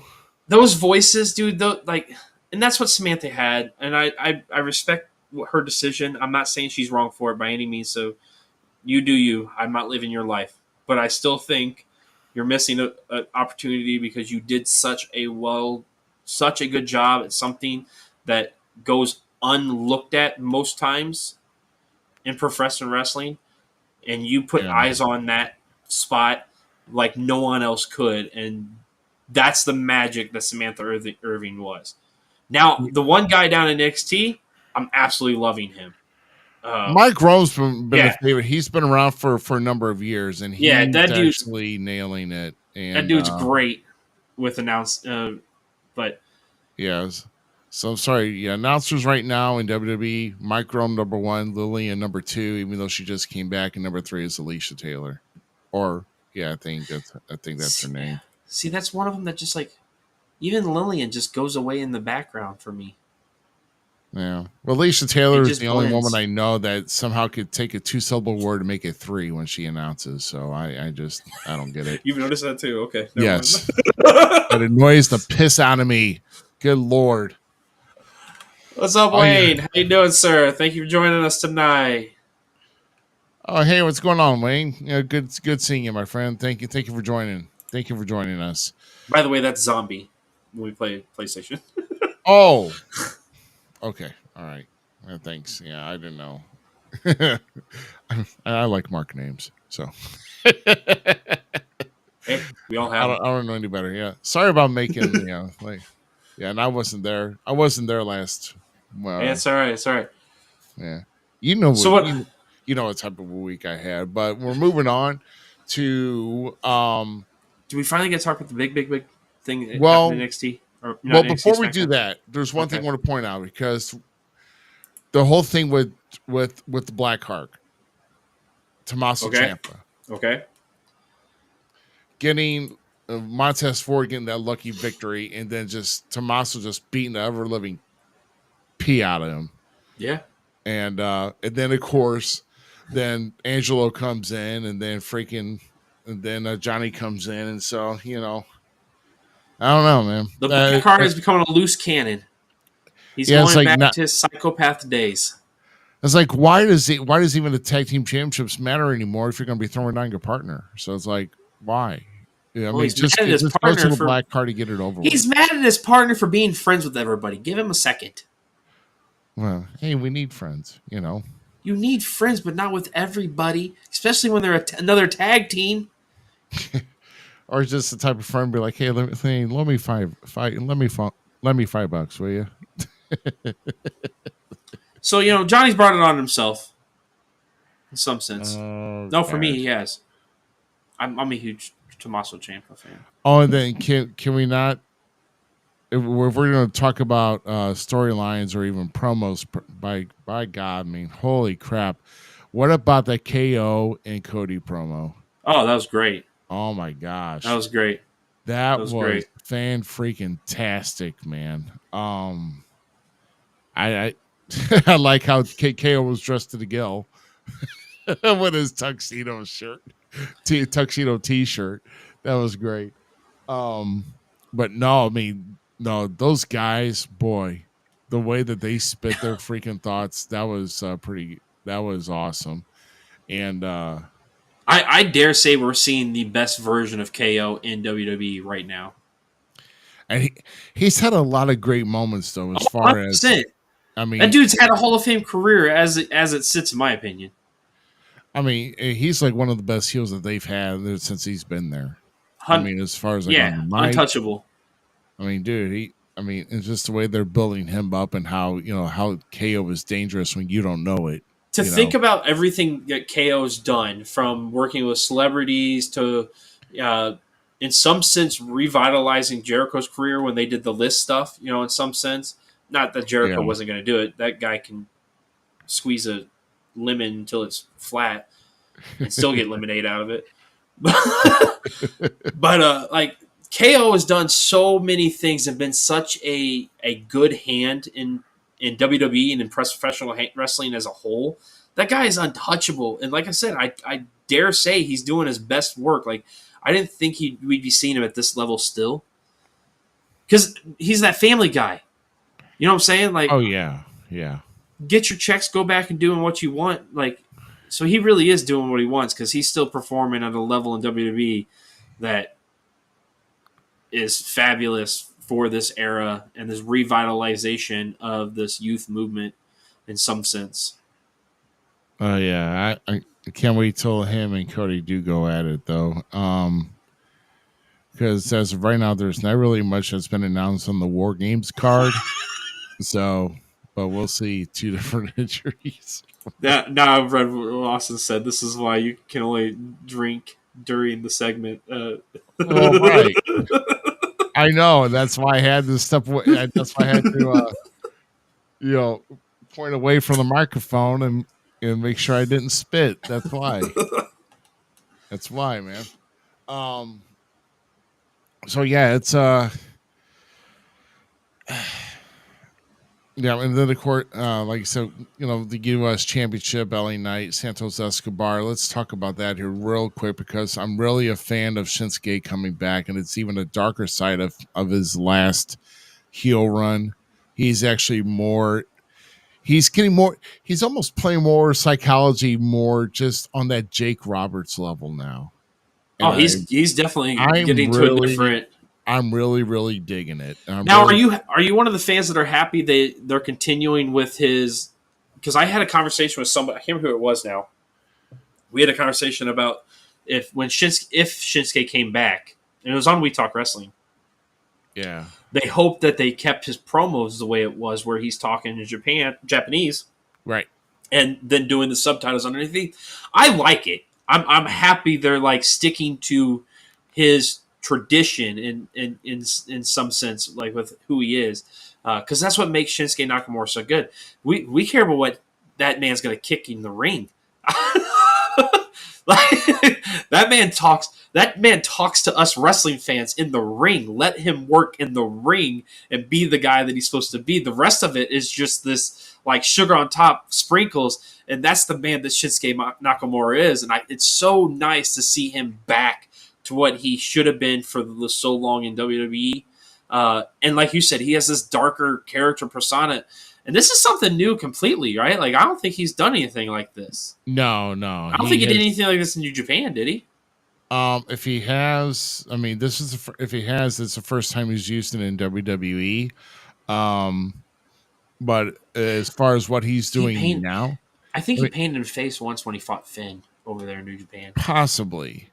But what he's doing now, I mean, this is a whole new side of Shinsuke, and even before he even came back, this was kind of hoping, because I was wondering, what's going on with Shinsuke Nakamura, why he's not been on TV, and the next thing I know, a few weeks ago, he's showing up and targeting LA Knight. My opinion, everybody else probably has. Everybody's got their own opinions, but right now, LA Knight is starting to lose its flavor in the chewing gum. We need a change. We need a change up. So, LA Knights, with them being that U.S. title, I mean, that title doesn't, I see eventually, obviously these two are going to be in a short feud, but I see Shinsuke. Now, I have a hard time with that because I don't necessarily agree with you. That. Well, I mean, he's not some zebra stripe gum. He's not lost his flavor. He's not fruit stripe. I'm just saying he's chewed the freaking icebreakers for about three months. It's like I think what's really nice about this is with Shinsuke, for one, is you and I think I said this to you in a chat or thing, is it's a stacked U.S. title scene right now. Like, right. So it's not that LA Knight, and this is the same thing with Cody in some sense, in my opinion, where people are like, oh, Cody's stale as a champion. Cody's stale as a champion. Is it Cody's stale as a champion, or do we not have enough real opponents to come back up to facing? Like, we got to rebuild people, too, to make the puzzle connect, right? So, like, I don't know if LA Knight's necessarily flat or sizzled out as a champion. I just think we're now getting actual threats as champions. Yeah, but I mean, if you give the guy creativity, he can be funny. I mean, he can find a way to be, throwing like a funny insult. You know what I mean? Okay. So you think that maybe pigeon-toeing him a little bit, just reeling him in, potentially? Yeah, I mean, I just think he just kind of he rattles too much. I mean, I don't know how to explain it. He doesn't get to the point where he does more extra talk than getting to the point right now with LA Knight in his promos. And if we're going to talk about promos, I mean, he was better at his promos a year ago than he was now. I mean, in my opinion, because he was the one chasing, and as far as like getting to the top, like I said, when he was chasing Roman, when he had the title, or anybody else he was feuding with, he was, and people were popping for him because he would just get out here and just be, get these insults. But he's doing the little extra talk, and it's getting redundant. Yeah. It's not. There's no hype to it. He's hyping it up, but there's really no hype behind it. I feel. Okay, I see what you're saying. I see what you're putting down. Yep. Yeah. Just clarifying. So we need Shinsuke to shake him up and make him step up his game. Kick him in the head. Dude, actually, U.S. title Shinsuke, that's something they missed the boat on when they did it the first time. So I'm all for. Well, if you know, that was a mistake to begin with. Because Really? when he faced R-Truth, that should have not have been a 3, and there was a miscommunication. And Shinsuke got pinned for a 3, and they were still trying to work. And the ref called the match, and so that's how R-Truth became U.S. champion at that time. So I don't believe that was even supposed to go over like that. So Okay, that's news to me. See, more you know. well, look it up when we're done tonight. I believe you. I'm not saying you're wrong. You do your due diligence. I'm not saying you. I mean, just so you know what I'm talking about. That's all. Yeah, I'll look it up. I'll definitely give that a peek because that makes more sense now to all that. Because I'm like, why did they stop it there? Like, I wasn't mad that R-Truth won it. Oh yeah. Because it's R-Truth. But I'm like, really? That's as far as we're going with it? Like, Shinsuke deserves so much more than that. I mean, and you'll see the reaction on Shinsuke after the match was over. You'll see. But I mean, we'll talk about that after we go off the air, if I can remember, whatever the case, because we do got a lot going on here. So we'll get to now. We've kind of waited a while now. We're going to get to the end here, or at least toward the end of the show. It's 5-on-5. And man, and it's 5-on-5. Look at this, and I was just kind of wondering when this was gonna happen here. But Heyman returns, and Punk joins the OG Bloodline. Now, there's been some speculations on how Paul came out and addressed the way he addressed it, the way that he was actually dressed. If you know how Solo dresses, okay, never in your life and of all the time when there was Bloodline, you'd see Paul Heyman in a navy blue suit and some other type of tie and other different color shirt. He's never came out dressed like this. Why? Why now? It makes you wonder. So you can break it out to maybe at least a couple things. Is it Paul Heyman playing psychological games with Solo with the black suit and the red shirt? Or is it just something where he's telling Roman he solidifies with the OG Bloodline, but yet his facial expressions are telling a different story? There's a lot that you can go from here.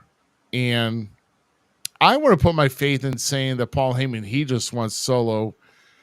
He wants Solo out for the count because of him having to be put through a table in Madison Square Garden. And he's not happy about it. Of course, if you're a 58-year-old man getting your tubby keister up and put through a table and you took a hard landing, of course, you wouldn't want the best for anybody either. You want that person to suffer some kind of consequence, you would think. So, and then CM Punk joining the OG Bloodline. So it's 5-on-5.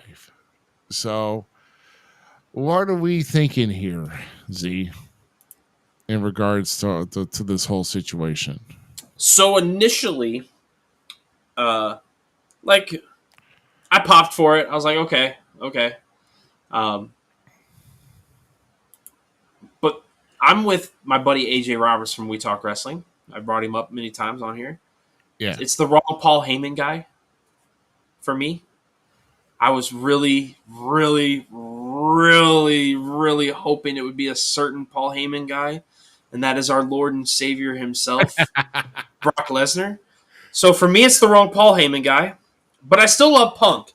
But now this is what Russia and I were talking about, Terry and I were talking about on the thing was right how Heyman was in the different gear. He's not in the suit that he usually is rocking, and that was 100% straight Solo, right? Suit. Yeah. Now, there had been rumbles since the 2020. God dang it, 2300 NXT that they're talking about doing ECW regularly on there. There was also recently talked about or pushed or brought up, on fan groups. What if we could see like an ECW remerge in WWE as a whole? If by chance, I don't think Paul Heyman's turning. So I'm not one of those fans that think Paul's turning on Roman. I think this is literally him going, okay, OG black and red, bloodline. I'm with you guys. And I think Punk is just the guy that he trusts to be with the tribal chief. And that's what the whole thing is. But how cool of an idea would it be? WWE, and like there's people that keep pushing it. You keep seeing it on like things that Punk has this clause that he has to be nice to people, because of what happened in AEW. You know what I'm talking about, right? Yeah, I do. Paul Heyman, when he gave his Hall of Fame speech, it wasn't, WWE Paul Heyman.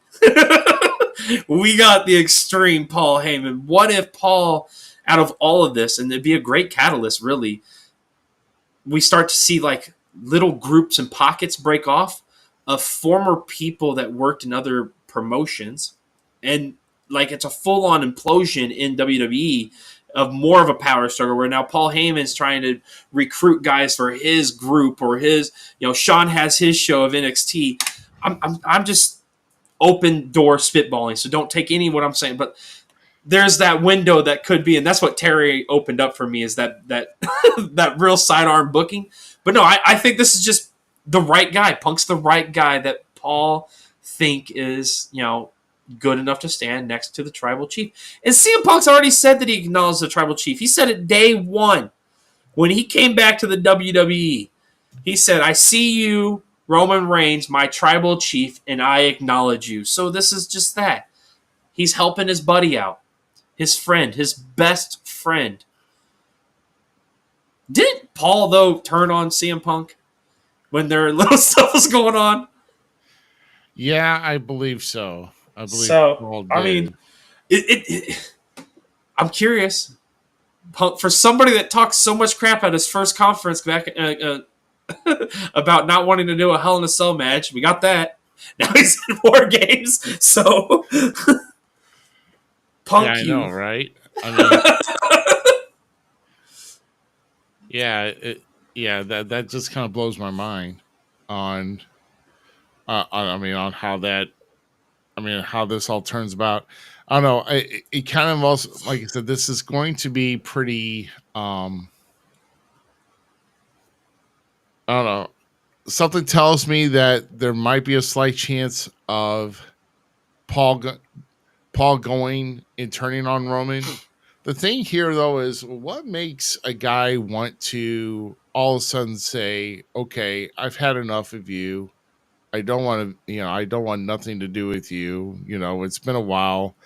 Are we going to get this whole backstory of, well, I was not in WWE, you never called me, and all this other, you know what I'm talking about, as far as, why he did what he did, as far as, if he does turn on Roman, so are we going to get an explanation of that? I still want to know about the phone. Oh, the phone call right. too. Yeah. How does that play into all of this? Like, who called Paul?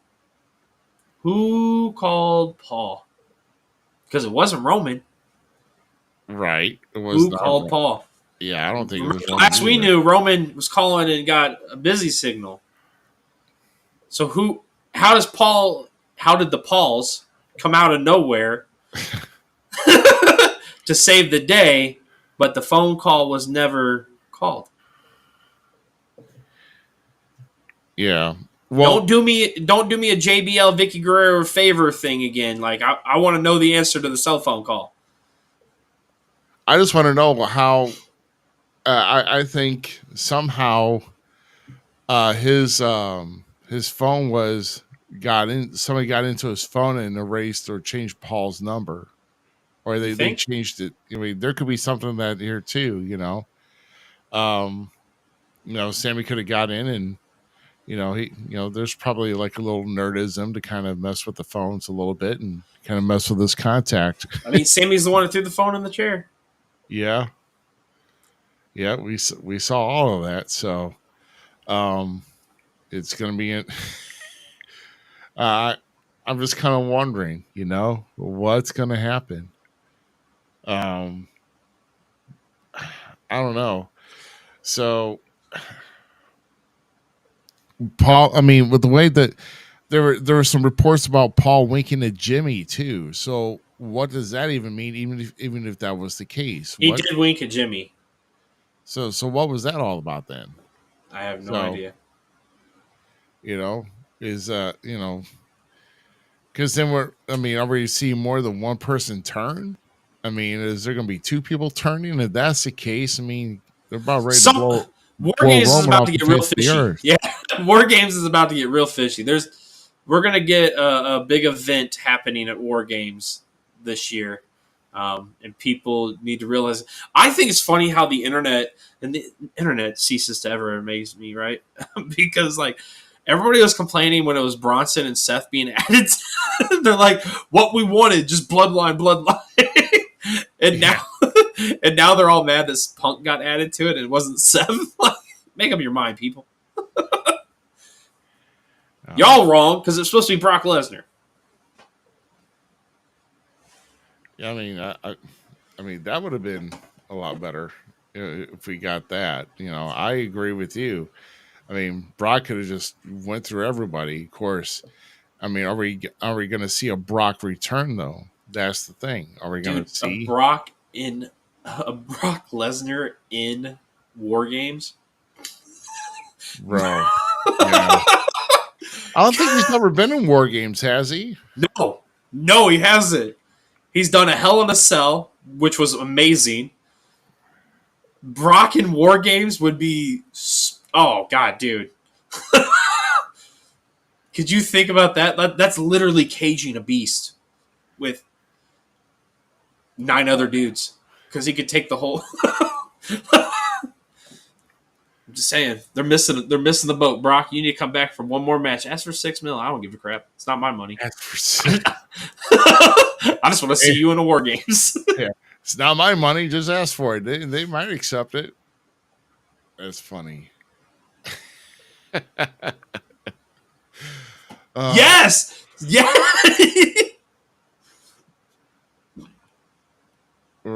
So, all right, yeah, exactly. That should have been what happened. It would have been. It should have been Brock. It should have been Brock. Oh man, yeah. So that went off the air. Now, when they went off the air, you saw Roman about So basically, this is a shot of them going after they went off the air. Of course, Punk didn't put the one in the air. Thank God, because I would have been like, yeah, what the hell cheesy. going on? Yeah, but okay, so that still questions like Bronson's doing the one. Did he? Bronson's all this is CM Punk we're talking about. He's just like, yeah. Yeah. Like I said, Punk's going to be he's going to go to the beat of his own drum, so he's not going to join. But I do like how like they're adding people that have like significant value to this. Like everybody has a touch of it. If people knew when Bronson got released from WWE and NXT, like he went and worked Jacob Fatu in on a card in a show. Like so, there's like these guys have all touched at some point with some different. It's really, really cool.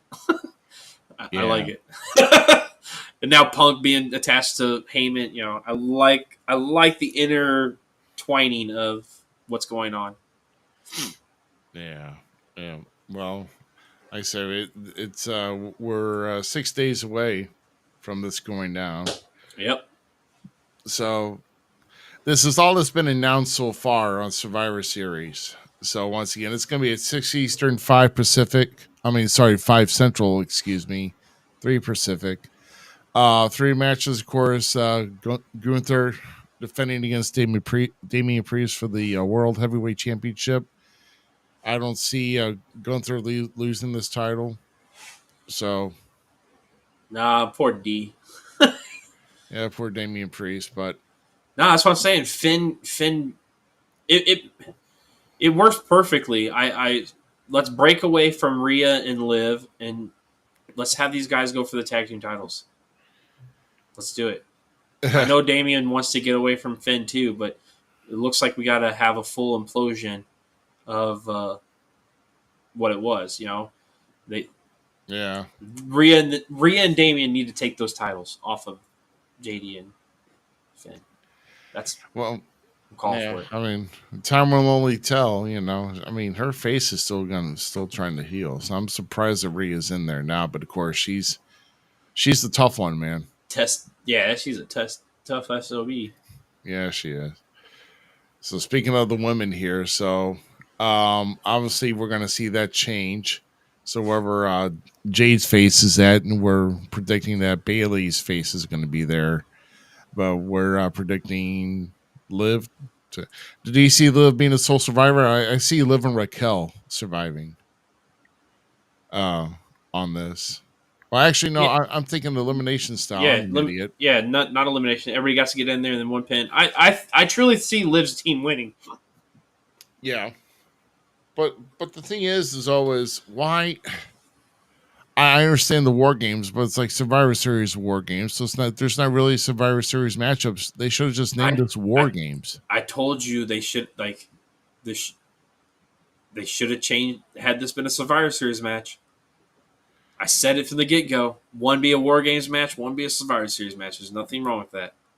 But now we got 2 war games matches, and we got a World Heavyweight Title match. So there's no traditional Survivor Series matches in here. So why are you putting Survivor Series in the title? I mean, it's about as bad as putting Survivor Series in. Okay, so if they put War Games in there, does that mean WCW won just a little bit?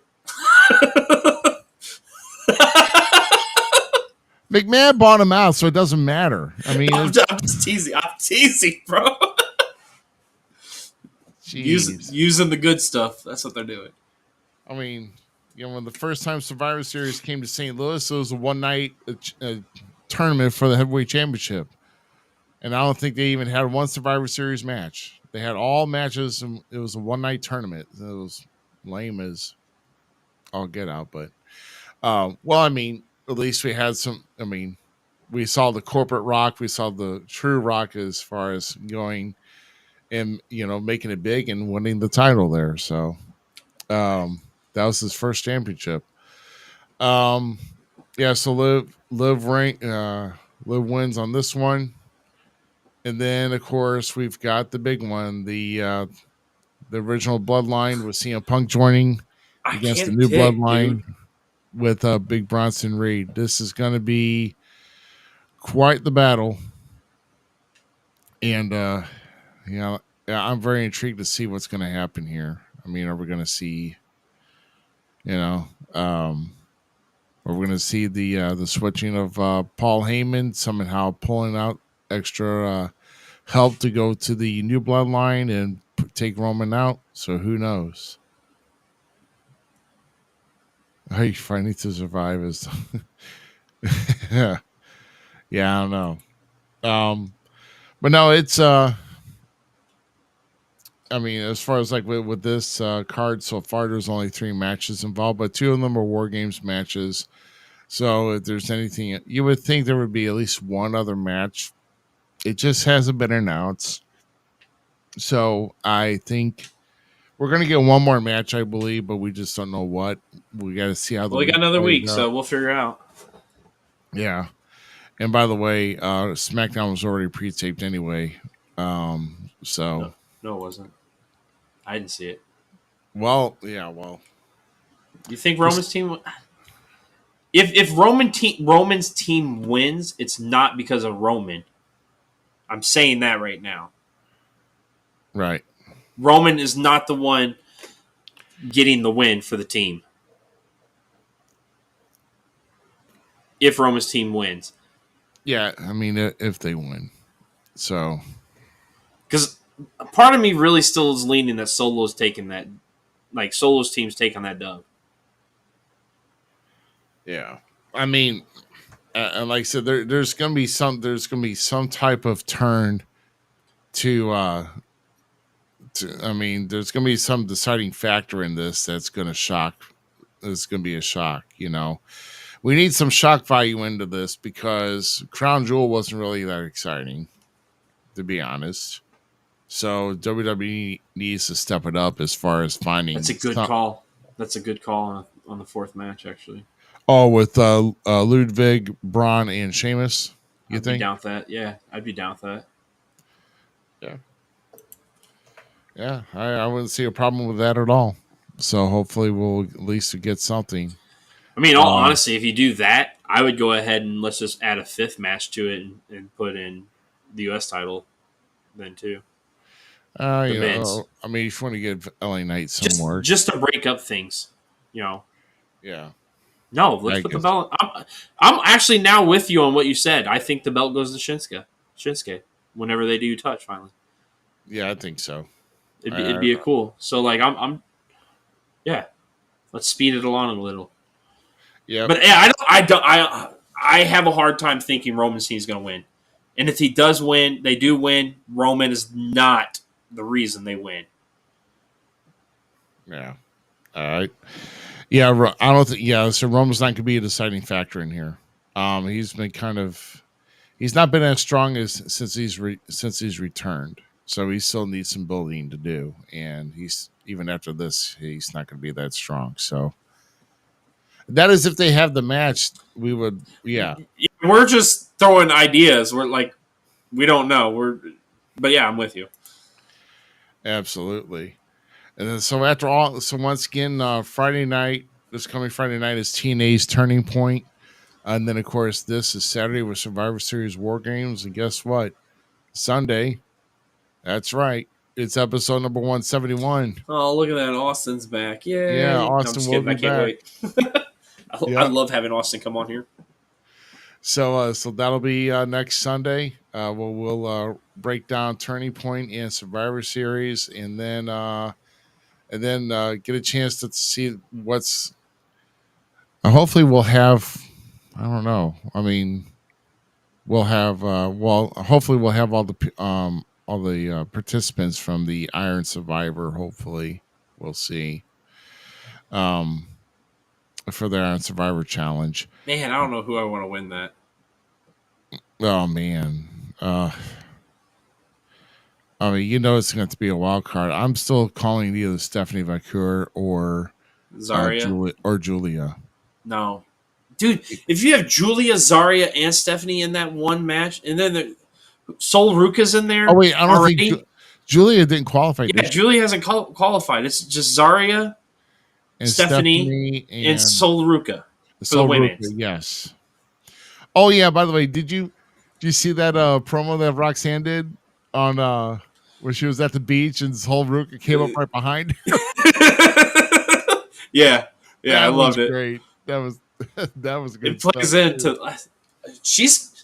Medusa's right, dude. She's one to keep watching, like 100%. Like Sol Ruka's the bomb.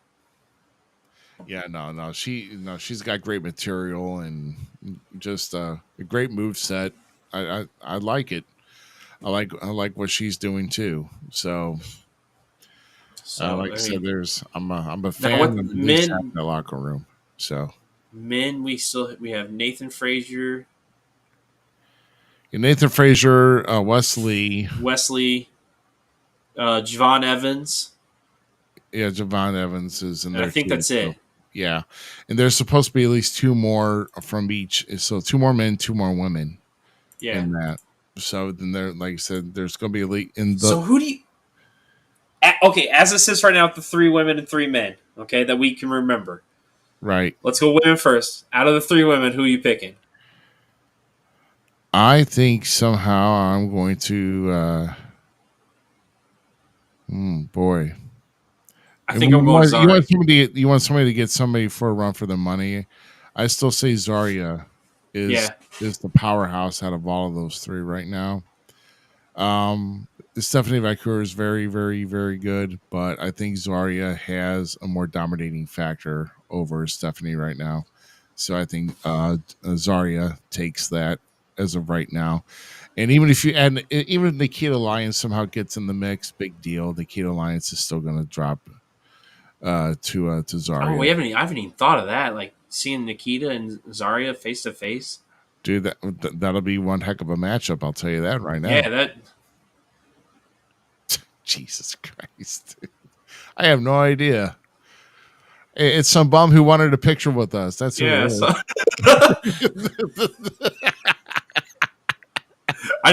All I remember now is Danny Ice talking about the fan thing. Hey, I'm a fan. I'm taking a photo. Oh yeah, I'm a fan. Yeah, I saw that. Yeah, that's funny. Danny, I love that. Yeah, but okay, so mid, because I'm going with Zarya with you. Even Sol Ruka, she's gonna be a threat, but I don't know. One of these new Zarya is she's too menacing already. Yeah. Javon Evans, Wesley, or Nathan Frazier? Oh boy, I'm gonna have to go Wesley at this point. Are we kinetic right now? Because I was gonna say the same thing. Wesley, I mean, ever since his breakup with MSK, he's just been on a mad tear. Oh yeah, he's on a vendetta for people. I mean, he's just looking to make a stronger name for himself, and yeah, I mean, as of right now, it all depends. Well, but I'll tell you what, if Ethan Page gets past Axiom, which I'm pretty sure he will, Ethan Page is going to be in that category. It's going to come down to Ethan Page and Wesley, and it's going to be really hard to. That's going to be a baller match, bro. Between the two, but I'm still going to go Wesley though somehow. Really? You're going to do that to our dude? Hey, I know he's not your dude, but he's Austin and I's dude. But, hey, but and make I mean, I know that Ethan's been there. He's had the title before, but rightfully so. You never know. Wesley could get that opportunity. You just don't know. But then, of course, is it going to be Wesley or is it going to be NX Me? So we'll see. I do like it. It's not NXT. It's NX Me. Right. Dude, Ethan Page is the bomb. He wins everything. Ethan Page for president. Gosh, I wish I knew what was coming up as far as, let's see. Let me take a look at the shows.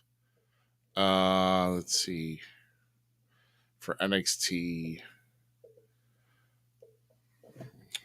Because I'm trying to see what else. Because I'm trying to think of the woman that's actually got the. Oh yeah, here we go. Let's see, Chaser. Yeah, let's see. Okay, I'm just looking to see what's upcoming this week, and all I'm seeing right now is highlights. I don't see any upcoming. Huh. Okay. I have no idea. I thought I was going to have at least some other matches here, but apparently that's about it. Well, I mean, of course, we got the North American title as well, with Sean Spears getting that chance against Tony D'Angelo, the Don. So we'll see how that plays out. One of the things in NXT before we get out of here and get going. Josh Briggs. I want to see what they're going to get ready to do with him. Like he's been kind of floating around in NXT, just doing like little segments here and there, not really wrestling or anything. The guy's a hell of a talent, man. I want to see where he goes next because Jensen's killing it with Spears. Like Jensen be looking good. I think it was with you that I said it on here. Doesn't he remind you, Jensen, a little bit of like a young TA? Oh, like a young Magnum TA? Yeah. I could see that. I get so much young Magnum. It makes me happy because I really like that. I've told you that, right? He's one of my favorites that I found during my depths of going back and looking at old wrestling. Oh yeah, Magnum TA, and like I said, I remember watching them straight on cable. That's one of those. I don't remember who said it last week. I think somebody said like living the era is different than like rewatching it. I kind of agree with that one. I kind of agree with that one. Yeah. Yeah, I mean, Magnum T. Yeah, I can see Brooks Jensen, Magnum TA, some of the mannerisms, but Magnum TA was more of a hunk, though, more of a ladies' man. Oh my god, That doesn't play into anything, brother. well, I'm just saying though that's. It's just nice to see, like, I think Herb and I were talking about once how like JBL's is my Stan Hansen. I'm gonna die on that hill. Like, I'm going to die on that hill because I've gone back and watched and stuff, and I understand what your generation of wrestling fans that liked those guys were seeing, because I see it in JBL. Magnum TI was one of my favorites of that era that I went back and, like, dude, I've been tearing through his stuff still because I enjoy that guy so much. Like, he was just that one promo where he's, like, out in, like, the parking lot or whatever, yelling and screaming at some dude. Oh yeah, it was an NWA, correct? I think that was. Yeah, Magnum TA was an NWA, right? Dude, that video gives me chills because he like just the sweat and the it's so good and captivating. And then the man could go in the ring, and that's what I get with Jensen. I really want to see Jensen become this generation's Magnum, because like I just feel that guy has the ability to step into that. And with Sean Spears, I think he has the right mentor. I really do. He's one of my favorites. I liked Briggs and Jensen as a tag team, actually. I was still hoping they would have put them with JBL. Think if Ron Simmons and JBL would have brought back like the Acolyte Protection Agency as JBL being the money man, and then brought in Brooks and Jensen to be the new protection agency, but call them something different. Don't call them that, but like, it would have been cool, like passing to the tag team torches kind of thing of something. Because Briggs and Jensen were a great tag team. Why did we break that up yet? Still one of my bummer of NXT. Yeah, I mean, I wish. Yeah, like something. Yeah, like I don't. I'm trying to think of maybe. There have been some good tag teams where, they didn't. They should have gone longer. They should have had a longer stint, but then they broke them up. So I'm all for it because, like I said, both are doing great things, and I'm like curious to see where they go with their careers. But it's just one of my tag teams I wish NXT would have stayed with a little bit longer. There you go. Well, yeah. So so like I said, this week, once again, hopefully all of you are. I know we probably should have touched on Full Gear, but we've. It was overall. I mean, we can do it. Like, I'm not going to go into detail. Overall, it was good. Well, was there any title changes? Should we ask? That? Yes. There was. the Mercedes Moné. No. Oh, damn it! Well, then, but there was no dancing in the title change. Oh, you mean Danny Garcia is new TNT champion? Yes. Okay. Yeah. And that match was actually they brought it. Him and I got to give it my hats off. And like I said, I don't recall Danny breaking out and dance. Like it was wrestling Garcia.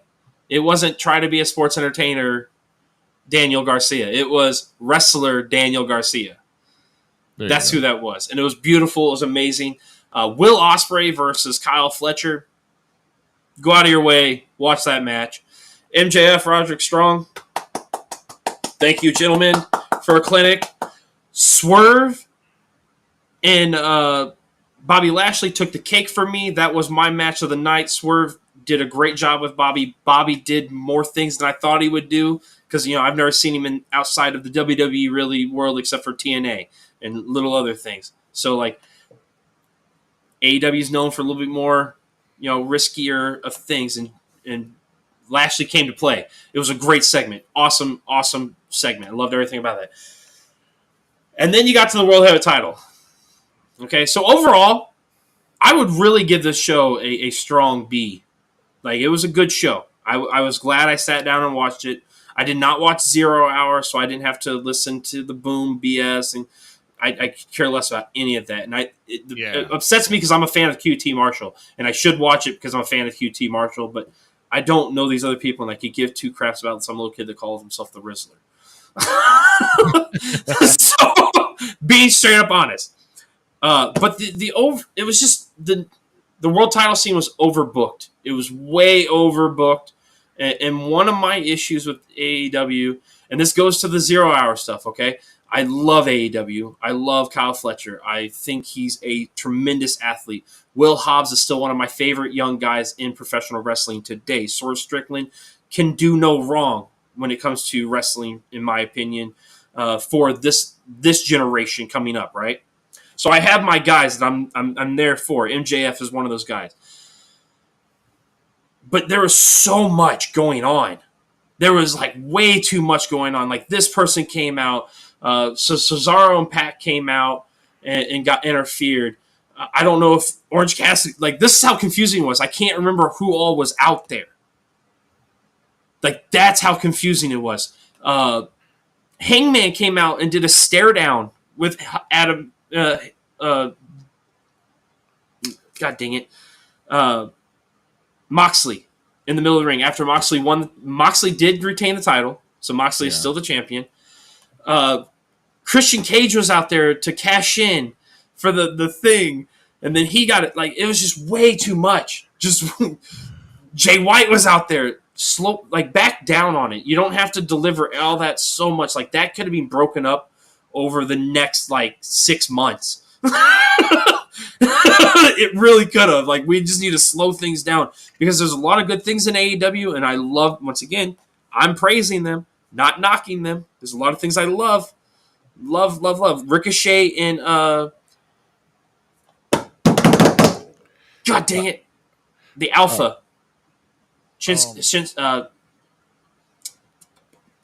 Oh shoot, man! Yeah, that match was good as hell too. Like, that match was baller too. God dang it, I cannot wait. The Monet versus Statlander match wasn't terrible. Really wasn't. I really hope Statlander did not get hurt and it was just play. But like, they did good. Don't overbook, please. Yeah, so Private Party retained the tag titles. Great match. Awesome match. Everybody did. Once again, it was an overbooked thing. You and I were talking about how we don't do Fatal 4-Way tag team matches or whatever. Yeah. That's why. Yeah. Well, Swerve is definitely one of the best things in AEW. AEW has MJF, Swerve. I'm a fan of Danny Garcia. Still,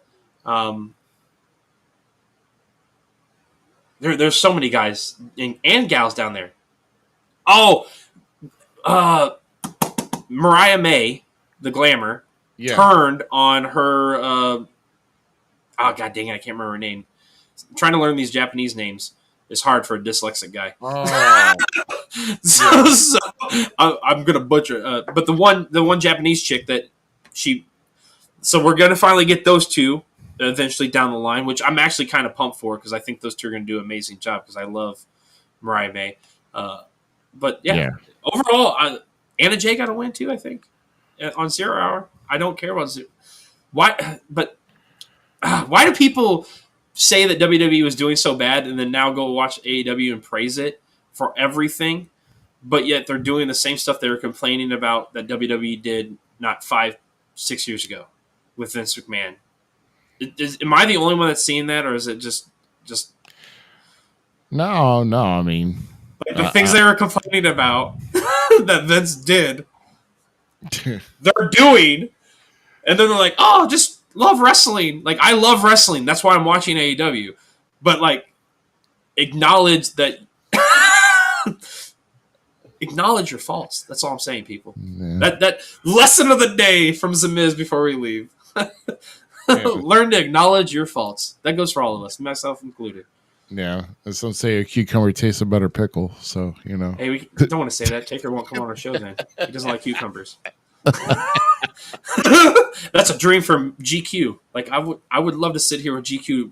I would love to sit here, have an interview with Mark. The Undertaker and watch GQ just mark out the whole time. Like it would just burst my bubble of joy. Yeah, but he's just a fan. No. So no cucumbers. No cucumber jokes, dang it. We gotta have Positivity DDP on the show one day. Like that has to be damn it, DDP, stay standing. Yeah. You're new yoga. Nah, he's probably trying to do the downward dog. Leave him alone. You know. He doesn't call it yoga. Yeah. Either they complain about it. Like I said, there's things I'll complain about, you know, about the industry. But that's just me being in the industry over 28 and a half years. So, you know what's really weird about it too? Like it's like one of those things like I almost like complaining about wrestling too. Like as much as I like to highlight the positives of wrestling, I like to be like, you messed up there. You slipped on a banana, like or like when they fumble over their lines. Like I love that stuff. Because how well can people recover from those situations is amazing and just mind-blowing that they can do that and make stuff look flawless. You know, nobody would have known that Pac broke his ankle in the middle of the ring because Chris Jericho covered it up so well. You know what I'm saying? Yeah. Like those great things about professional wrestling and those critique, like that's the greatness of this industry is looking at our faults and being like, okay, yeah, that messed up. That didn't work. Taker and them were talking about it the other day when somebody was talking about taking hits of acid and then doing what was his name? The guy that had the eye in it. Minion, right? Yeah, Minion. Yes. Whatever. He was talking about him and Road Dogg's doing like acid before one of the shows, and then they went dead in a rundown of it. And it was during when Taker was marrying Stephanie McMahon and stuff. And like Stone Cold's like, we're gonna do this. That's it. Everybody does their powder, gets out, blah blah blah. And then like he's like, when we got down there, it wasn't what we talked about. And I'm tripping. It was like, I love listening to Taker and his show, his videos. 6 Feet Under podcast. Oh my god, it's so great listening to those things. And like, he's like, now looking back at some of these things, they probably weren't the best idea. Like Undertaker saying this, and like the man that like just did whatever was for the business. The guy that was like, I'm going to protect this 100%.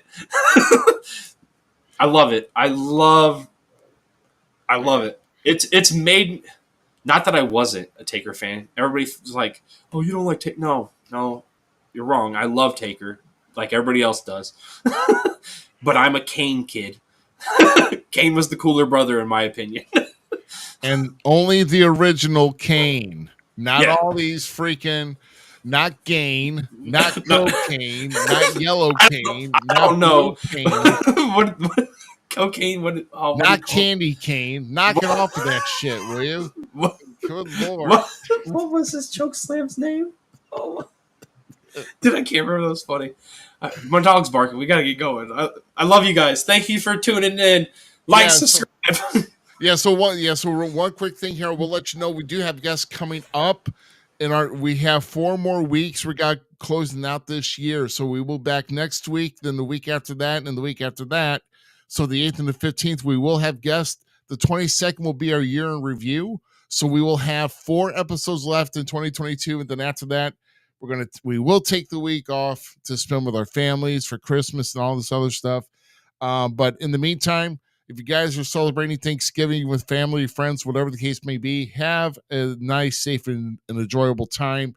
We are, at this point, we are out the door. So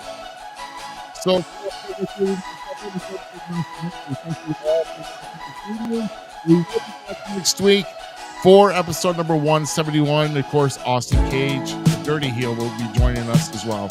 So until then, guys, take care, have a good night, and we will see you next week. Bye for now.